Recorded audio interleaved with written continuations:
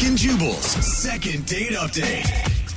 The guy on the phone for a second date update today let his emotions get the best of him on his first date. And now I don't even know why he's on the phone to do a second date update. If I were him, I would not want to see this girl again. I actually don't even think I'd want to go in public again. It's that but bad? regardless, he emailed us and wants to do a second date update. His name is Keith. What's up, Keith? Hey guys, how's it going? Oh my God, Keith, I feel like you should be embarrassed for yourself, but I don't really know why yet. Yeah, Your email was crazy, man. I cannot believe what actually happened on your first date. We'll get into that in just a second. But first off, how'd you meet the girl that you want to call today? What's her name? Allison. Allison. So how did you meet Allison? We met through an online dating site. Okay, that's pretty normal. I just haven't dated very much, and my friends finally convinced me to start doing some online dating. And I tried a couple of the free online services, and just they were terrible. I had terrible experiences. Yeah, the free ones are never good. He sounds like the memory is still haunting him right now. Oh yeah, PTSD. One girl I met within the first 5 minutes of our date, she asked me how much money I made. Whoa. Oh. Do you make a lot of money? I realize it's the first couple minutes we've met, but now I want to know. Yeah. Having flashbacks. And when I wouldn't tell her, she literally was like, all right, well, this is done. And she left, and it was over. Wow. I can't believe you even continued online dating after such a horrible experience. I know. And then the worst part is it didn't get any better. I met this other girl on a date, and she brought her dog, and I kid you not, she talked to the dog more than she talked to me. Oh, man. All right, so you've had a bad run. Yeah, on these free. So I finally was like, okay, I'm going to sack up. I'm going to pay for a paid service because maybe the quality will be better, So Right. Is this the first date that you went on off of that paid site? Yeah. Oh. And this one sounds like it went very well. I mean, at least for you. Yeah, comparatively speaking, it started out great. Met Allison. We went to brunch. Oh, that's a fun date. Yeah, and just from the moment I saw her, instantly I knew there was something there. She was gorgeous. I couldn't believe it. Is Okay, this and then now- right off the bat, she didn't ask you how much money you were making, or she didn't have a dog with her, so that's a plus. She's off to a great start. But I feel like you've lowered your standards so much compared to the other incidences that you had. Yeah, I mean, I know my standards had been kind of lowered, but she was better than I ever would have expected. She was smart, she was cute, she was sweet, and she just seemed normal. She just seemed like a normal person that I had a really great connection with, and it kind of caught me off guard, and I just was starting to feel overwhelmed, but in a good way. I was swooning, and I just got caught up in the moment, and that's when I think I messed up. Yeah. What could you Tell everybody what happened and then explain why you did this. Okay, just try and understand all the context. So, so we meet, we're hanging out, the date's going great, and it just keeps getting better and better and better. And she gets up to go to the bathroom. And at this point, I'm my heart is just overwhelmed, it's overflowing. I'm she's the one. She has to be. I know it sounds crazy, but I felt it. And so while she was in the bathroom, I decided to do something crazy. Oh, no. Yeah. So when she gets back, she sits down and she looks at me and she can kind of tell I have something I want to say. So I look to her and I say, look, I know we just met, but there's something I need to tell you. And she says, okay. And I straight up told her I wanted to spend the rest of my life with her. Whoa! Oh my God! Yeah. What are you doing? I'm breaking out in hives just even hearing that. And I love love. Yeah, no, I know. It sounds crazy, even me saying it right now. But I don't know. I just was in the moment. I couldn't help it. I would have regretted it forever if I didn't. I made a ring out of a paper napkin, and I got down on one knee in the restaurant. And did everybody see this, or was it just you two? Oh, yeah. People were applauding. They were smiling. What did she do? She, I could tell she was shocked. I don't think she saw that coming. No, I guarantee she didn't. Did she think that you were joking? No, I mean, she knew. There's no, I was dead serious. She could see it in my face. How did she react? Gosh. She was calm. She didn't freak out, but she's kind of looked at me after everyone quieted down and was nice about it. And she was just kind of Keith, this is our first date. And what did you say to her? I was like, I know, but I just feel this, and I can't deny it. And she was like, I think I should leave, and then she left. Yeah, because Keith, you sound crazy. Yeah. I'm just going to lay it out there. I mean, I know how I sound. Did she leave you right there in the restaurant by yourself? Oh yeah, I finished my eggs Benedict alone. Who wouldn't have left? You've got a crazy psycho stalker proposing to you within like the first hour of meeting someone. I mean that kind of thing happens, right? You've seen rom-coms. When you know, you know. And I really thought she felt the same way. What? Maybe she did. Maybe, you know what, she ran right out of the restaurant to shop for a wedding dress. She's been busy planning this whole time, and that's why she can't get back to him. Yeah, probably. That's What probably it. what did she ever do to make you think that she thought that she should marry you and get engaged right there on your first date? Yeah, I mean that's a fair question. So when we were talking, I like to go to comedy shows, in my spare time, and I told her that, and she wanted to come with me. I've never met a single woman who was excited about. So that means idea of that. that you ask for her hand in marriage on a first date? Yeah, well, I guess I read it wrong. Whatever. Yeah. I'm guessing you haven't talked to her since this date. No, and I have tried very hard. Yeah. I know she's the one. That's the thing. And I should have just waited. I should have played it cool. Yeah. I should have held my tongue, but I couldn't. All right, well, Whoa. we'll play a song, come back, get her on the phone, and see if we can get you guys a second date, and then maybe you can get married after that date, okay? Oh, that would be amazing. All right, well, we'll get your second date update right after this. Hang on. Moving 92.5. Brooke and Jubal in the mornings. Second date update. You know what I'm hearing in today's second date update? Wedding bells. Oh my That's God. right. I feel like this is going to be the first ever second date update that ends with a couple getting married live on the radio over the phone. Wow. If you just tuned in, Keith is on the phone. He wants to call Allison. They met online, went out for some brunch. He got a little wrapped up in his emotions and actually proposed to her on their first date. And then she stormed out. He hasn't talked to her since. It's obvious why she's not talking to him because she thinks he's a weirdo who proposed on the first date. But Keith, here's my advice to you, man, before we make this phone call. If you fall off that horse, you get right back on. Oh. When we get her on the phone and you talk to her, propose again, Keith. Just keep proposing. She'll eventually say yes.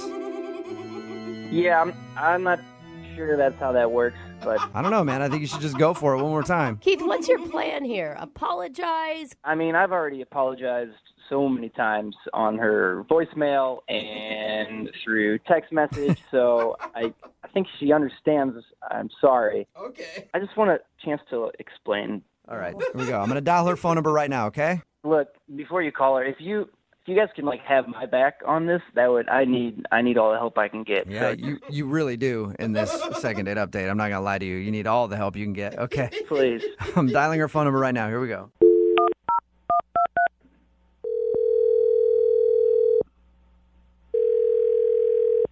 Hello? Hi, I was looking for Allison. Yes, this is Allison. Allison, this is Jubal from Brooke and Jubal in the Morning. How are you? Good. How are you? I'm good. Who's this again? I'm sorry, I'm not... This is Jubal. I host the radio show Brooke and Jubal in the Morning. I'm not sure what that is. Oh, okay, good. Well, it's a radio show. It's pretty much the only explanation I can give you there is a little bit of talking, a lot of crappy music, and we do a segment on our show called the Second Date Update. I'm assuming you've never heard of that either. Not familiar with it. You went out on a date recently with a guy named Keith. Oh, boy. Yeah. Keith told us about your date. Oh, really? What do you know? Do you know that he proposed to me? We do. Yeah. Yeah, he told us all about that. He says that he feels bad, but he also wanted to get you on the phone and tell you that he liked you a lot and wanted to see you again. Really? Let me ask you a question, okay? How did you feel when he proposed to you on your first date? I thought it was really weird. I feel like that's an understatement. Definitely. Has that ever happened to you before? Oh, come on. No, definitely not. Was it scary, creepy, a little bit of both?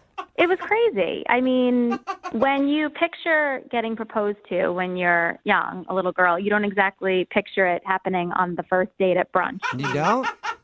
No. Weird. Okay. So Yeah, he told us all about your date, and he said that he feels really bad, and he's tried to apologize to you, and he just wanted to be able to talk to you again to see if you'd go out with him. I mean, he should feel bad. What was I supposed to do? Say yes and marry the guy? so Right. dumb. Was there any part of you that thought like, well, it's romantic? No, I was completely shocked. It was one of those things where you just pause. It took me about 3 minutes to even get a reaction, and I didn't even know what to think. So I'm guessing that the reason you aren't calling him back for a second date is because of the wedding proposal. Was there anything else? Does there need to be another reason? I don't think so. That's enough of an explanation. You know, Keith did talk to us, and he doesn't sound like a weird guy. He just says he got caught up in the moment, and he was super excited because you're like the best girl he's gone out on a date with ever, and he handled it the wrong way. That's sweet that he says that, but I mean, we were vibing, we got along, we had, a good connection at first, and I felt the spark, but when he broke into tears and started proposing, I thought he was crazy. Yeah. Switches it up a I little. would- Yeah, it changes things a little bit, changes your whole vibe. Yeah. Allison, I do need to let you know that Keith is actually on the other line and wants to talk to you. Are you kidding me? No, I'm not. Hey, Allison. Oh my God. What do you want?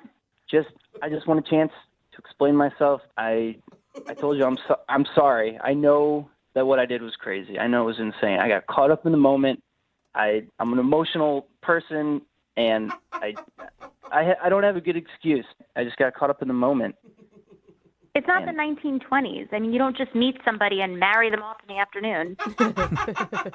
Yeah, no, you're right. I get that. But can you honestly say you weren't feeling anything? I can't be the only one who was feeling something. No, I was. I mean, I liked you at first, and you seemed normal, and I definitely felt a connection. But when you broke into tears and proposed, I just thought you were crazy. Okay, that makes sense. That's totally fair. I'm not crazy. I've had some terrible experiences dating in the past, and you were so cool and normal, and I just felt it, and I got lost in that moment. I got caught up in it. I feel like if that's the kind of guy you are, then who knows what other reckless decisions you'll make down the line. Oh, no. Dude, red flag is what she's saying. I understand. Yeah, I get it. I understand how that could be a red flag or how I could seem crazy and unstable. I'm not you want to call my friends, and I have people who will vouch for me. Just You want to supply references to Allison? I will. I think this is important. I don't want to lose this potential relationship just because I messed up on the first date. I mean, it's a shame because I liked him too. I'm just not looking to get married tomorrow. I'd like to date someone for a little while before we talk about marriage. So you did like him, though, before? Yeah, I did. Well, then why don't you give it one more shot and go out on another date? Would you like to go out on a second date with Keith? We will pay for it. Come on. Allison, before you answer, I need you to know I did watch a couple rom-coms on Netflix the week before we went out, so I was in an emotional place already. Blame it on the rom-coms. I love it. It's like Katherine Heigl just gets to his heart, man. Allison, will you go out with Keith again? Oh, I don't know. I mean, I don't know. This whole thing is just so weird. Come on. You cannot blame her, you guys. Allison, the only thing I'm proposing right now is a second date. I just want to do this the right way and forget about the first date and just move forward. That's all I'm asking. Allison, can you forget about the wedding proposal on your first date and go out with Keith one more time? I know that's a lot to ask, but do you think you can do it? It is. If you guys think it's a good idea. Wait. I do. I think it's a great idea. At least see one more time how he handles himself. I mean, he's not totally crazy. See, right there. You said he's totally crazy. I'm No. going to change my mind again. I'm going to go back. I said he's not totally crazy. Yeah, but he just even- got a little worked up, you know? You're saying partially crazy, though. Everybody's partially crazy. And you can't find somebody that's fully sane. Yeah, no, I just can't. I'm sorry, I No? can't. Oh, man. All right. Come on. What happened? We were there, and then I don't know, man. I'm sorry. So close. What did we learn? What have we learned, though? Okay, this is all about learning. What did we learn from today's second date update? that love isn't real. Oh, that's so sad. We've learned that, Pete. but we've also learned no rom-coms before your next date, okay? Brooke and Jubal in the morning. Brooke and Jubal's second date update. Today's second date update is a little different. Actually, it started at a place where I feel sorry for almost any woman that goes there. What is it? The golf course. Why? Women love golf. Well, I know they love golf, and a lot of them are very, very good at it, but there are so many dudes on a golf course that just try to hit on them nonstop, especially if you're like working the drink cart. Oh, God, that's got to be the worst. Just old dudes being like, you keep this coming around every 3 holes. Here's another $20 where that came from. By the way, did I mention I'm a CEO and I'm twice your dad's age? Let's go out sometime. So anyway, today's second date update started on a golf course and involves an angry brother. That's pretty much all I know about it. Sounds like it should be a lot of fun. Peter, what's up? How are you? A little pissed off. I'm doing okay today. Wait, so does that make you the angry brother, or is there another angry brother involved? No, I think I'm the only angry brother on this call. Well, let's check. Is there another angry brother here? Nope, just you, Okay. Peter. All right, cool. Your email was actually a little confusing, but I want you to explain what happened. Why are you calling for a second date update today? Okay, well, I got invited by my boss to this charity golf outing, Okay. and he told me I could bring a guest because usually I play with him, and my sister's a golfer. So I brought my sister. Cool. Okay, wait, hold on. We're not calling your sister for the second date update, though, right? No, definitely don't want to date my sister. Okay, good. Things that have to be established. No. Yeah, no. So we got paired with these two guys. They work for another company. I never met them before. But these two guys, Tyler and Max, and they seem like good guys, and we were having a good time. It's like a party tournament, basically. There's shots at every hole. There's drinking competition, games, whatnot, raffle prizes, that whole thing. Okay. So it's me and my sister, and it's these two guys, Tyler and Max. Okay. And drinks start flowing. Tyler and my sister start hitting it off. The flirtation grows, and I'm thinking, what am I going to do about it?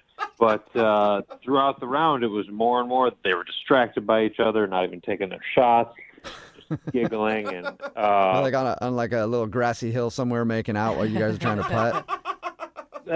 It wasn't quite like that, but it might as well have been. I mean, they weren't thinking about golf. Okay, so wait, were you angry at that point? Like, were you mad at your sister for ruining your game, or? No, I mean, it was whatever. It was fine. She was having a good time. I didn't really care. So anyway, this continued the whole round. And by the end, it was a little annoying. Not going to lie. It was like me and his friend were just these awkward guys on their date. And it wasn't even like we were playing golf. It was like, where can we get the next drink? And towards the end of the round, the last few holes, they actually rode together. We switched carts, and I was awkwardly riding with his friend. So it's almost like she was on a date and you were on a date with somebody new too. Cute. But that was just the beginning, because after the round, they had the raffle and the dinner and everything. And it was like she completely forgot I was even there. We were sitting at the same table, but it was like their second date at this point. And the drinks are flowing. And meanwhile, I'm her DD. I'm driving her, so I'm basically a babysitter at this point. Yeah, right. She's going home with him. She doesn't care about you, bro, okay? Yeah, well, that would have been better than what happened, because the raffle and the dinner was winding down. It was over. People were leaving, and I couldn't find my sister. Uh-huh. And, I mean, I was literally the last person in the ballroom. There was nobody. It was the people cleaning up. I don't know where my sister is, so I go out to the parking lot, and people are leaving. I go to my truck to put my clubs and our stuff back, and there in the bed of my truck is my sister with Tyler. Oh. Your truck has been christened. I think the word you're looking for is tainted. But, All right. So 2 problems. 1, you got to burn your truck. And 2, you saw your sister doing that in the back of your truck. yeah, it was dark. I didn't see much. I heard more than I saw, and I quickly walked away. Oh my God, but then you just have to wait till they finish. Like, what do you do then? Like, you're just sitting on the curb like, all right, minding my own business, twiddling my thumbs here. Yeah, you go on Instagram and you'd be really pissed off and you just sit there. Just kill Just time. sit there and scroll through your Instagram feed for about, what, how long? How long were you there? About 40 minutes. Wow, nice wow. work, sis. Yeah. Yeah. So she comes stumbling back my way, holding hands with this douche, Tyler, and they're I like how he went from a good guy to a douche because now your truck is involved. yeah. He walked her back, kissed her goodnight right in front of me, and then went to shake my hand. You're like, I'm no. actually the most angry that I shook his hand. As he said goodnight, and he told my sister that he would call her, but she kept saying what a great guy he was. Like, she really thinks it was going to be something, and so I tried to be supportive. I'm her big brother, and the reason I'm calling is this guy ruins my whole experience, and now he's ghosting my sister. Oh. After all that, he goes to her. My sister's really upset about it, and which makes me furious. Yeah. So wait, so you're calling for your sister so that we can call him and you can get her a second date? I don't want to get her a second date. I'm calling to find out why he ditched my sister like that. I want answers. Oh. Whoa, the brother's Okay. coming in. And if it's a good reason, are you going to be like, hey, will you go out with her again? Or, I mean, if there's a legitimate reason, sure. But I don't see how there could be when you just get someone's number and then you don't talk to them for 2 weeks. yeah. Well, he did more than get her number. I just want to remind you that. He got more than a number. Dude. Thanks for that. Yeah. No problem. All right, well, we'll play a song, come back, and then call him and find out why he's not calling your sister back and maybe end up getting your sister a second date. All right. Thank you very much. You're welcome. Hang on. Moving 92.5. Brooke and Jubal in the mornings. Second date update. And it's a beautiful day here for your second date update. The hills are a beautiful rolling green. The grass has been perfectly manicured while the employees of a company golf tournament get properly tuned up by taking shots on every single hole before the action really starts, because everybody knows the game really starts after the golf tournament, where the employees get even more tuned up and in the night by hooking up in the back of their brother's truck. It's the Masters, a tradition unlike any other. Oh, beautiful. Brooke and Jubal in the morning. Welcome back to the second part of our second date update today. And why the golf intro? That's because Peter is on the phone, and Peter doesn't want a second date today. Peter wants to get his sister a second date, or at least find out why the dude that hooked up with her in the back of his truck at his company's golf tournament won't call her back. Peter, are you ready to go? Yeah. Peter, I forgot to ask you, does your sister know you're doing this? No. She doesn't. Okay. Do you and- think she's going to want that?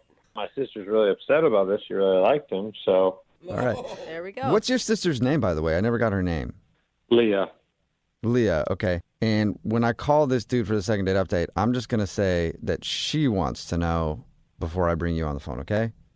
All right. Appreciate it. Well, let's do this. There's a slight easterly wind in the air, and I think it is the perfect time to dial the phone number. So let's dial away.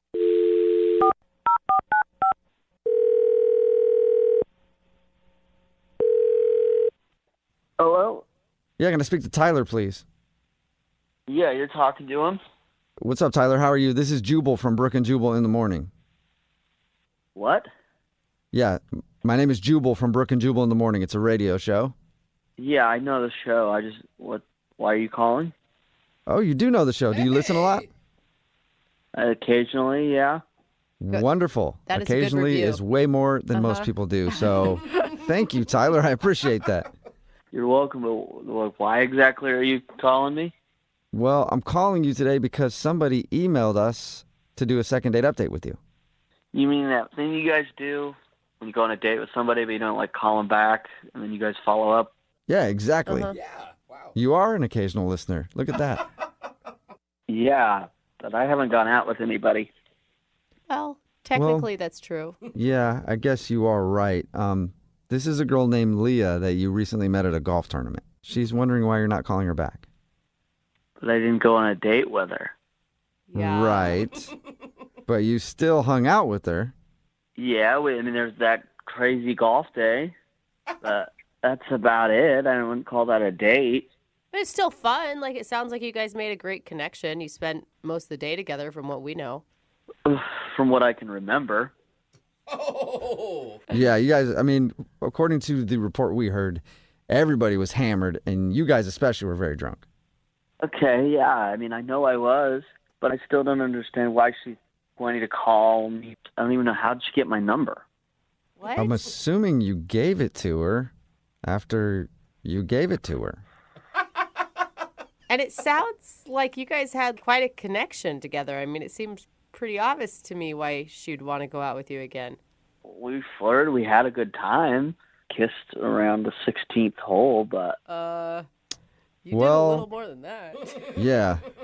There's a reason that you probably would have gave her your phone number. look, to be honest, I don't recall anything from that day mostly. It was like the 12th hole is like the last thing I have that I can remember. For real? Okay. Yeah, I remember 12th hole, and I remember getting home in a taxi cab. Dude, there was like a dinner, there was an auction, there was some other stuff after that. You don't remember any of that. I've been told all of that happened. Don't have any memory of it. Okay. What's the last thing that, I don't know, somebody told you about that you don't remember? So, well, my friend who took me there, the last thing he told me was that I wandered off, and he didn't see me for a while. He couldn't find me, so he went home, and then I showed up at home in a taxi. Okay. Well, then have I got news for Wow. you, Peter? Well, obviously, I gave Leah my phone number. You said that already. Yeah. You did a little bit more than that, though. I'm confused. I have no clue what you're talking about. I'm talking about hooking up with her in the back of her brother's truck. That was blunt. Sorry, I just let it slip out there What? like that. Yeah.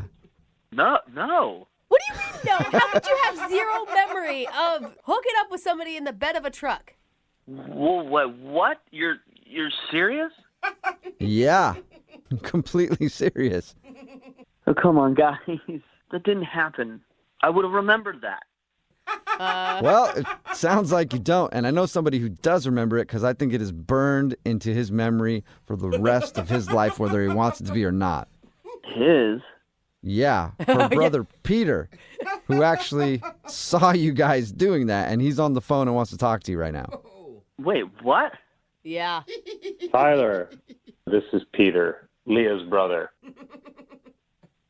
Hi? That was so awkward, dude. Oh my God. Seriously? Hi, that's all you gotta say? I'm sorry? Could you say that again without it being such a question mark? Like you don't know what you're supposed to say? Well, I'm just confused. I'm sorry.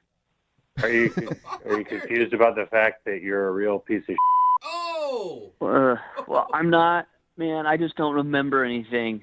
Peter, don't you think that it's kind of a valid excuse why he hasn't called your sister back since he doesn't remember? I'm glad to know that. I mean, that makes sense, but at the same time, I can't believe that my sister is feeling so terrible about missing out on hearing from a guy like you. Oh. A guy like me? I'm a really nice guy. I would have called her back. It's just I drank too much that day. It's just a circumstance. Okay, well, if you're such a good guy, then why don't you call her back now that you know? Because I think she deserves an apology. I don't even have her number. I don't even know what's going on. Wait, hasn't she tried to get a hold of you at all? Hasn't she texted you, Tyler, or called you? I'm not that I'm aware of. I'm not from anyone named Leah. I haven't gotten a call.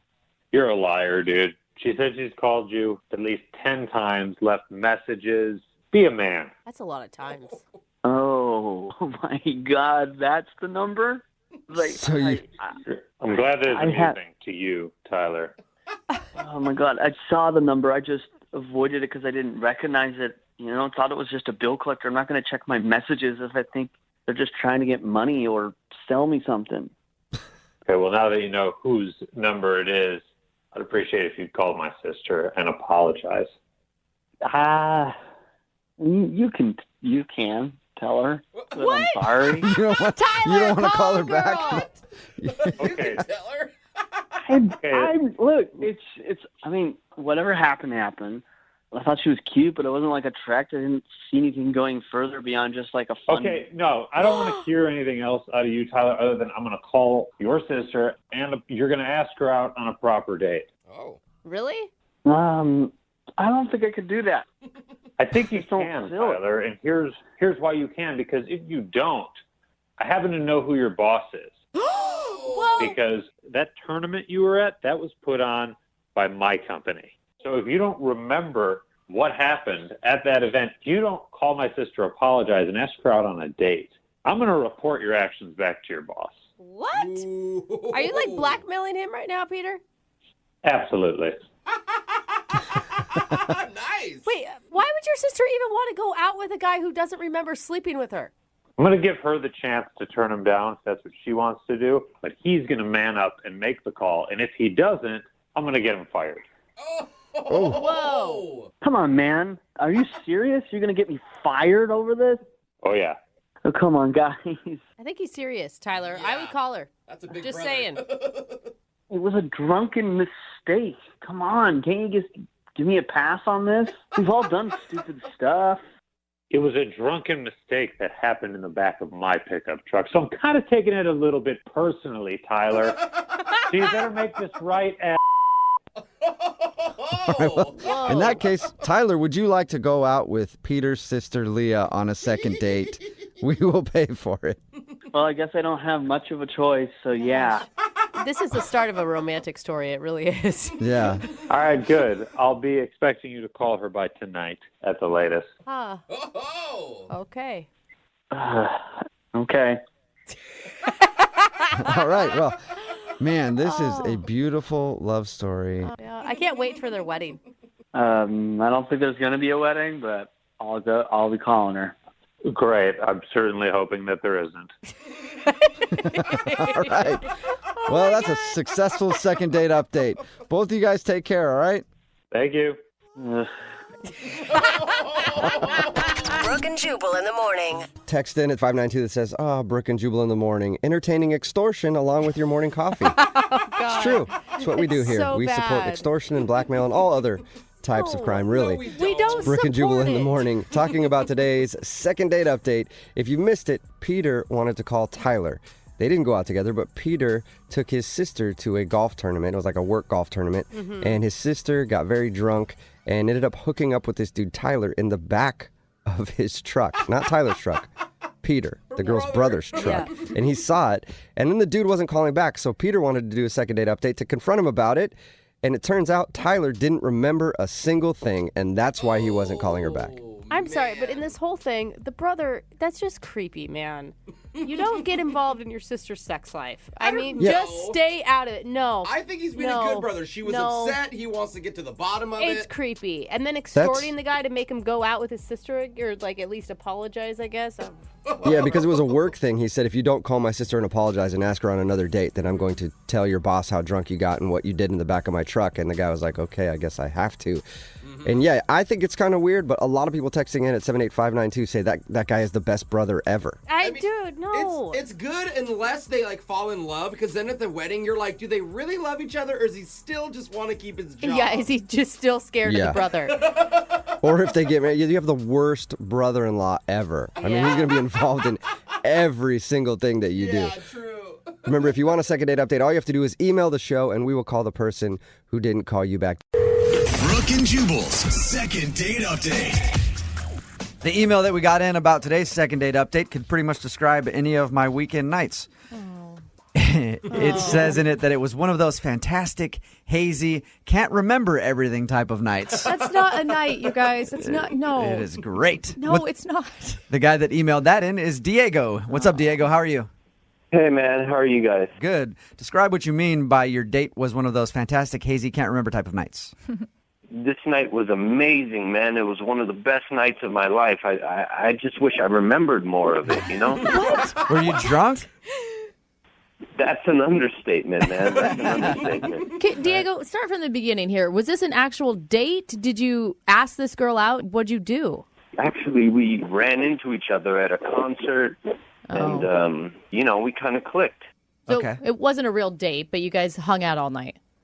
Pretty much, yeah. Like, we had so much fun at the concert. We drank, and we danced, and we sang along with the songs, and, yeah, it was a lot of fun. Sounds like a romantic comedy to me. Yeah, it does. So when did the blackout start happening? It's when we got back to my place. Oh. Nice. All right. So what happened? So we got back to my place. I remember like little things here and there. We started drinking some more. We danced a little bit more. It was fun, It was a lot of fun. And then when it came time to, go all the way, Right. that's when things got a little different. How so? I remember two things. I remember, ripping my shirt off. Okay. And then I remember both of us in the bathroom. Okay. And then that's it. Like, I don't remember anything else. And, when I woke up in the morning, she was gone. Do you remember what you were doing in the bathroom? Were you vomiting or were you making out? Oh, man, I don't even remember. Oh, no, I hope you So you guys were absolutely hammered then. Do you think it was just you were on a one night thing, just have some fun with Diego for one night, rips his shirt off? Oh, God, I don't even know. I mean, I've tried texting her and calling her, but... Okay. Diego, we've all had wild, crazy nights, and we usually just chalk them up to that. Why do you think that she would want to talk to you again? I just thought we had fun, We really clicked, and it was, not to sound corny, but it felt like a dream come true, A dream because you could only remember pieces of it, just like your real dreams. I know. Hey, Come on, Diego. Diego, let me ask you a question, right? Because I've met girls when I've been out hammered, and you think about them the next day, you're like, that was the most amazing woman I've ever met because you were drunk. Do you think it's that? Or do you really think that she was something special? I think she was, man. She had really beautiful eyes. She made me laugh, Not too many people can do that. All right. And before the blackout, did she express interest in you? I feel like I remember her saying, I could do this again. We should do this again. Okay. Okay. All right. Let's hope she said But that. she could have been saying, never call me ever again. You don't really know. Alcohol interpreted as I'm having a good time. Diego, give us 3.5 minutes. We're going to play a song, come back, call her, and get your second date update, okay? Sounds good. All right, man, hang on. Moving 92.5. Brooke and Jubal in the mornings. Second date update. Okay, Diego, are you ready to call Charlotte? I'm ready, man. If you weren't listening to the first segment of the second date update, Diego met a girl named Charlotte at a concert. They got hammered, ended up going back to his place. That's pretty much all he remembers. He remembers ripping his shirt off, and then he remembers being in the bathroom, and then she was gone the next day. Now, Diego, can I ask you something? Yeah. Are you a dude who often gets blackout drunk and forgets dumb things he does? Like Jubal, for instance, gets blackout drunk, but also would wonder why he woke up on a neighbor's stoop with wet pants. It's called time traveling. Does this happen a lot to you? No, I'm usually better than this, Okay. All right. I'm going to call her right now and see if we can get her on the phone and ask her why she is not calling you back, okay? Okay. It could be nervous. anything. It could be truly anything. I kind of have a bad feeling about this.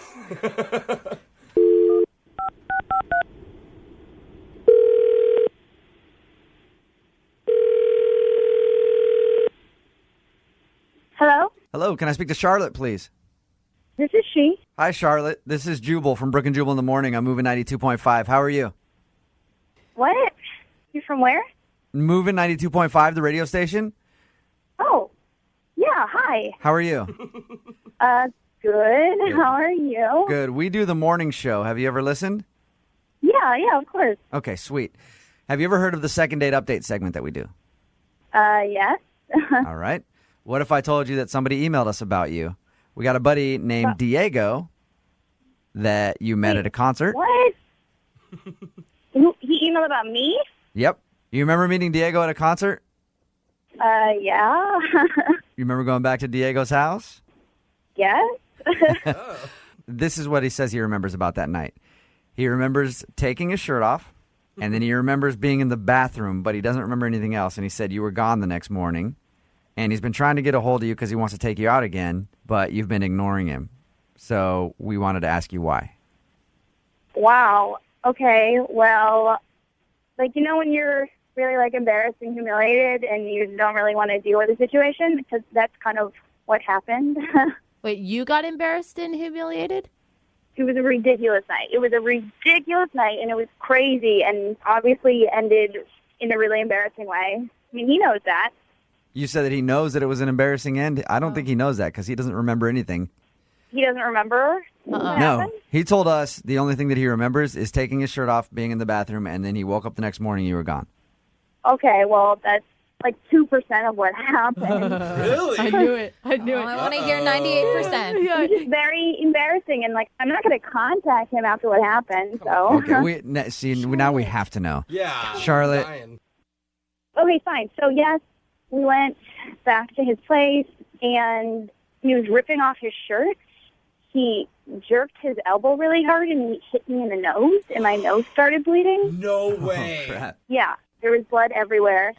And so I ran to the bathroom to, like, deal with my bleeding nose, and he wouldn't leave me alone. He, like, came in the bathroom and was like, let me help you. And I was like, get out of here. Like, let me deal with this, Right. So finally closed the door. I was, like, trying to stop myself from bleeding everywhere. And then he came in. He, like, had 2 eggs with him, like raw eggs. And he was like, put these on your eyes. This will help with your nose. He was so wasted. And I go into the living room, and he's sitting on his couch wearing my clothes. What? Wearing Yeah. your Oh, my clothes. God. Wearing, like a nice, like, sweater. Hey, And Charlotte. he's like, Diego is on the phone right now and just found out that he was wearing your clothes. wait, what? Hey, how's it going? Oh, my God. I was wearing your clothes? Yeah, you don't remember that? No, Yeah, I you would had never do clothes that. on, and I had to, like, gently coerce you to take them off so I could put them on, and I, like, tucked you into bed and left. You don't remember any of that, Diego? No, I didn't even. I'm sorry I hit your nose, too. I don't remember any of that. Oh, man. Well, you remember what happened after you hit me in the nose? No. What happened? Yeah, you were like, punch me in the nose. Eye for an eye. You were like, punch me in the nose so that it's equal. So we're equal. Did And you I do it? obviously refused to. You don't remember Oh. that? No. You don't remember No. getting eggs and telling me to put them on my eyes? I don't remember any of that. Okay, so you were obviously a lot more drunk than I was. And good in a crisis. Charlotte, did he give you a reason why he was wearing your clothes when you came out of the bathroom? No reason at all. It was just like he thought it was a normal thing. That is awesome. What's the size difference between you guys? I don't know. I'm 5'3". I don't remember how tall he is. I'm 6 A lot feet. taller. He's wearing like a tiny little. Diego, you must. The only thing I think is that Diego was so drunk that he just grabbed whatever clothes he could find and put them on, and didn't realize they were your clothes. That's awesome. Oh my God. Diego, you need to tell Charlotte how much you like her right now. Of course, he likes her a lot. He wants to wear her clothes. He wants to be her. That's how much he likes her. Go ahead, Diego. Charlotte, I had so much fun with you that day, and I'm so sorry about everything and just how it turned out, and I'll make it up to you, I promise. But how can you say you had a great time if you don't remember that we had a great time? I remember everything, before we got to my house, and that was a lot of fun. I just got too hammered after that, and that's when everything gets blurry. That's when you start putting on women's clothing. Hey. Jubal understands. Yeah. Charlotte, would you give him another chance? I mean, you guys were having fun. You were drinking too. He just overdid it. Maybe he doesn't drink on this next date so you guys can get to know each other without alcohol. We will pay for you guys to go on a second date if you'll go out with Diego again. I don't know. Like, my nose just started looking normal again. Because it was bruised up, too. So, Diego, do you have anything else to say to plead to her to go out on a second date with you? Maybe we'll just go out for dinner this time, or, start small. We'll just take it easy and have fun. It'd be the most amazing how we met story ever. you know what? I'm going to say yes. Yes? Nice. Thank God. Awesome. Against my better judgment, yes. No, it'll be good. It'll be good. Diego sounds Charlotte. like a fun guy. Who He knows? does. Maybe this time, Charlotte, you could wear his clothes. Oh. Let's not. And welcome back to Brooke and Jubal's expose on the history of the wink.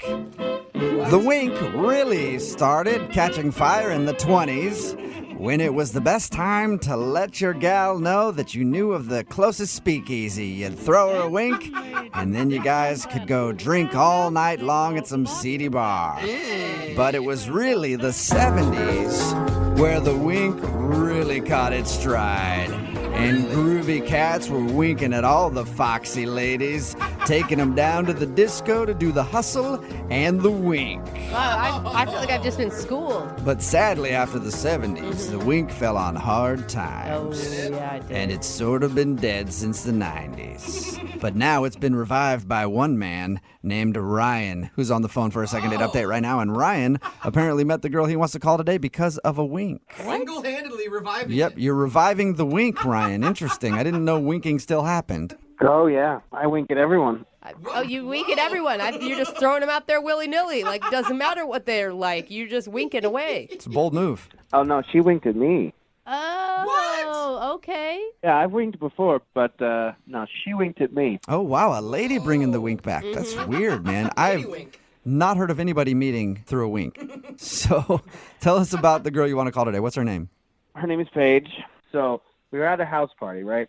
And I saw her across the room. She was smiling, laughing with her friends.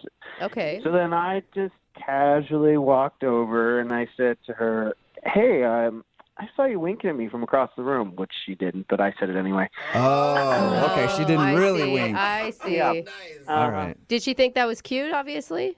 Well, no, at first she was kind of weirded out and said, "No, I did not wink at you." But then I said, "No, let me double check. Let me take a moment and let's reenact this." So I went back across the room and I waited for her to wink again, although she didn't. But I walked across the room again and I said, "I'm pretty sure you winked. I'm almost positive." So then she started laughing. Oh, she did laugh. Okay. Thought it was okay. I funny. mean, All right. basically, when you went across the room, you gave her an out to leave, so she was interested. Well, at least it worked. Yeah. So, did you guys just hang out that night, or did you go on a date? So we hung out for about an hour. We just talked about life and our goals and what inspires us. And Wow. it was really, really cool. Yeah. You guys got deep quick. Yeah, it was kind of surprising, actually. I didn't expect that, considering how corny my pickup line was. Yeah, right? Not bad. So did you guys go out on an actual date? Well, no. I mean, that was technically, I guess, the first day of hanging out at the party. Okay, so you've been trying to get her to go out with you again after meeting her at this Yeah. party, and she is not calling you back, or what? Well, so it kind of ended a little weird. I asked to call her, and she said yes. But then instead of, like me giving her a kiss on the cheek or, like a hug or some kind of embrace, she just reached out with her hand, basically was signifying a handshake. Whoa. And you didn't slap her hand away and be like, "No, we kiss over here," and then... Well, I didn't quite know what to do with that. She just kind of reached out, and I was like, what is she doing? And then I realized it was a handshake, so I kind of just slowly went in and shook her hand. Oh, I mean, that is a setting her boundary move, right? Like, that's her letting you know, this is where I'm at right now. Yeah, I guess so. I mean, it was a first for me. I've never had a connection with a girl, and then she wants me to shake her hand. Otherwise, she seemed interested? Well, okay, so there was this point in the night where we were conversing. We actually moved rooms because it was really loud in the room we were in, so we had a hard time hearing each other. And we went upstairs just to find a quiet spot just to chat, and we accidentally walked in on some people. Ooh. Oh, it sounds like they weren't just people sitting in the room, like... And how many people are we talking about that you walked in on? Look, I'm not going to go into details about that, but let me just say we basically walked in and immediately it was one of those movie moments where we slowly walked out and closed the door slowly. Yeah. Oh, we don't belong I had no idea that Chad could twist in those ways. Yeah. Did her demeanor change after that? Did she go from friendly to maybe a little colder or anything? She definitely felt awkward. And I didn't at first. Of course, that changed once I kind of put two and two together, and she might have thought I was bringing her up there to join them. That's what I would have yeah. thought. That's exactly the first thing I thought of when Seems you said that. a little coincidental, I didn't even know who were the people that were in. I didn't know the people in the room at all. Right, sure. Definitely not me. Okay. Yeah, let's go to I'm telling you, I'm not lying, man. Isn't it loud in here? I know a nice Exactly. quiet room upstairs. Oh, whoa! Look at what we just walked into. It did not go down like that. I assure you guys, that was not my intention. Yeah. It just was an accident. Yeah, it doesn't matter. I mean, that's why you got a handshake. I'm certain of it at this point. No. Absolutely. Great. Man. I really liked this girl. I thought, all the reason to call her again and make this right and clear the air. All right. Well, we'll play a song, come back, and then call her and get your second date update, okay? Thanks. All right, hang on. Moving 92.5. Brooke and Jubal in the mornings. Second date update. If you're just tuning in for today's second date update, Ryan is on the phone with us, and he wants to call a girl named Paige. Ryan, I don't care so much that she's not calling you back. That's not what I'm really focusing on. What? You met this girl at a party. You said everything was going cool, and then there was a moment where you went to switch rooms because where you were at was too loud, and then you opened the door to this room, and there was a bunch of people in there getting freaky. And that's the part that's got me kind of twisted up, Ryan. Like, I need more details on that specific moment. No, you don't. Because I'm just wondering, like, how many people... was everybody focusing on one person, or was there I've drawn a picture. I've got a picture I just drew, and I want to make sure that it's correct. So if you could give me any more details, Ryan, I'd appreciate it. He's on that part of your diagramming date, it. please. Can you hook me up? I'm not going into details. We're not going to go down that road. I already told you. Okay. Seriously, you. Is Jubal, any that's, sounds you can remember? Sound, maybe a sound you can remember. that is what the internet is for you, dude. I'm not going down that road. Good. Don't. Oh, See? all right. Which makes it even more believable that you didn't on purpose bring the girl to that room. I did not bring her to that room on purpose. I don't care. I just want to know what was happening in there. All right. Well, we'll continue on, I guess, and we'll call Paige, even though that's not the really important part of the story. You're a weird dude, man. Yeah. Oh, did you say there was a weird dude in there? No. Talking about you, unless you were there, sir. Damn. All right.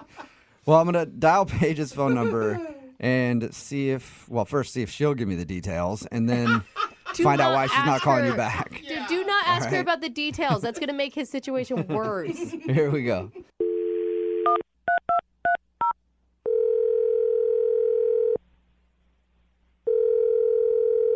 Hello? Hi, is this Paige? Yes. Who's this?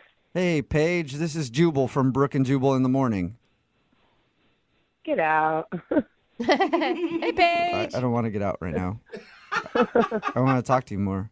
I don't think she meant literally. What are you doing? Standing That's a good in question. front of a microphone talking to you on the phone right now? What are you doing? I'm surprised that you guys are calling me. What's up? Not much. Paige, you sound so cool. I want to hang out with you already. You're just chill. I am cool. Yeah. Thank you. We'd have fun. You sound cool, and the dude that went on a date with you and wants to call you for a second date update thought you were cool too. Oh, that's why you're calling me. Mm-hmm. Okay. Do you know who would want to do a second date update with you? Not really, no. I think this one would be confusing because I wouldn't even consider your first hangout an actual date. Okay. His name is Ryan. You remember meeting a dude named Ryan at a party? Oh. He said that he met you at this party, and he's been texting you to hang out, but you have not gotten back to him. That's true. Why is that true? Is there a particular reason that you don't like Ryan? Don't like is a harsh way of saying it. I just didn't feel the need to talk to him again. He has, I mean, we've kind of worked out a theory on why you're not calling him back. Why do you think? Because he led you to a room where there was a bunch of people doing stuff with each other. Oh, my God. He told you that? Yeah. How many people was it in there? Oh, Just curious. It was, more than a few. Oh, cool. All right. Oh my God! So- What did you think when you opened that door and saw that? I was surprised. I would Yeah, assume so. it's usually surprising when you open a door and something like that's going on. Pleasant surprise or a bad surprise? That's the question, I guess. I it was a pleasant surprise. Oh, what? Huh? You were into it? Hold on.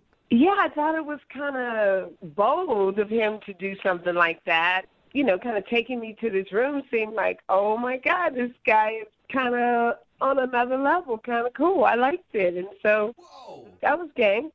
You were down to hang out in that room. Well, I was until first he kind of pulled me a little bit, and I kind of held, I stood kind of strong, trying to let him know it was cool.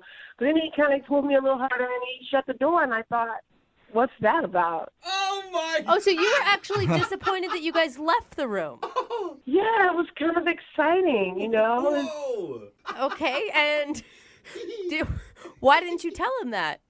Well, I kind of wanted to see his reaction, too, but then he just seemed to turn into a big prude. Turned into a big prude. This is not the direction we thought this was going to go. No, Ryan No. actually thought that maybe you thought he took you to that room on purpose and it turned you off. But apparently it did the opposite. Why would it turn me off? Well, because you gave him. know. I mean, it's a shock. It's a lot when you literally have only said hi to someone, basically, and then you gave him a handshake at the end. Yeah, because after he shut the door, and then we started having these long, drawn-out, boring conversations, I was like, he did it on accident, I guess, and he just seemed like he was going to be a bore.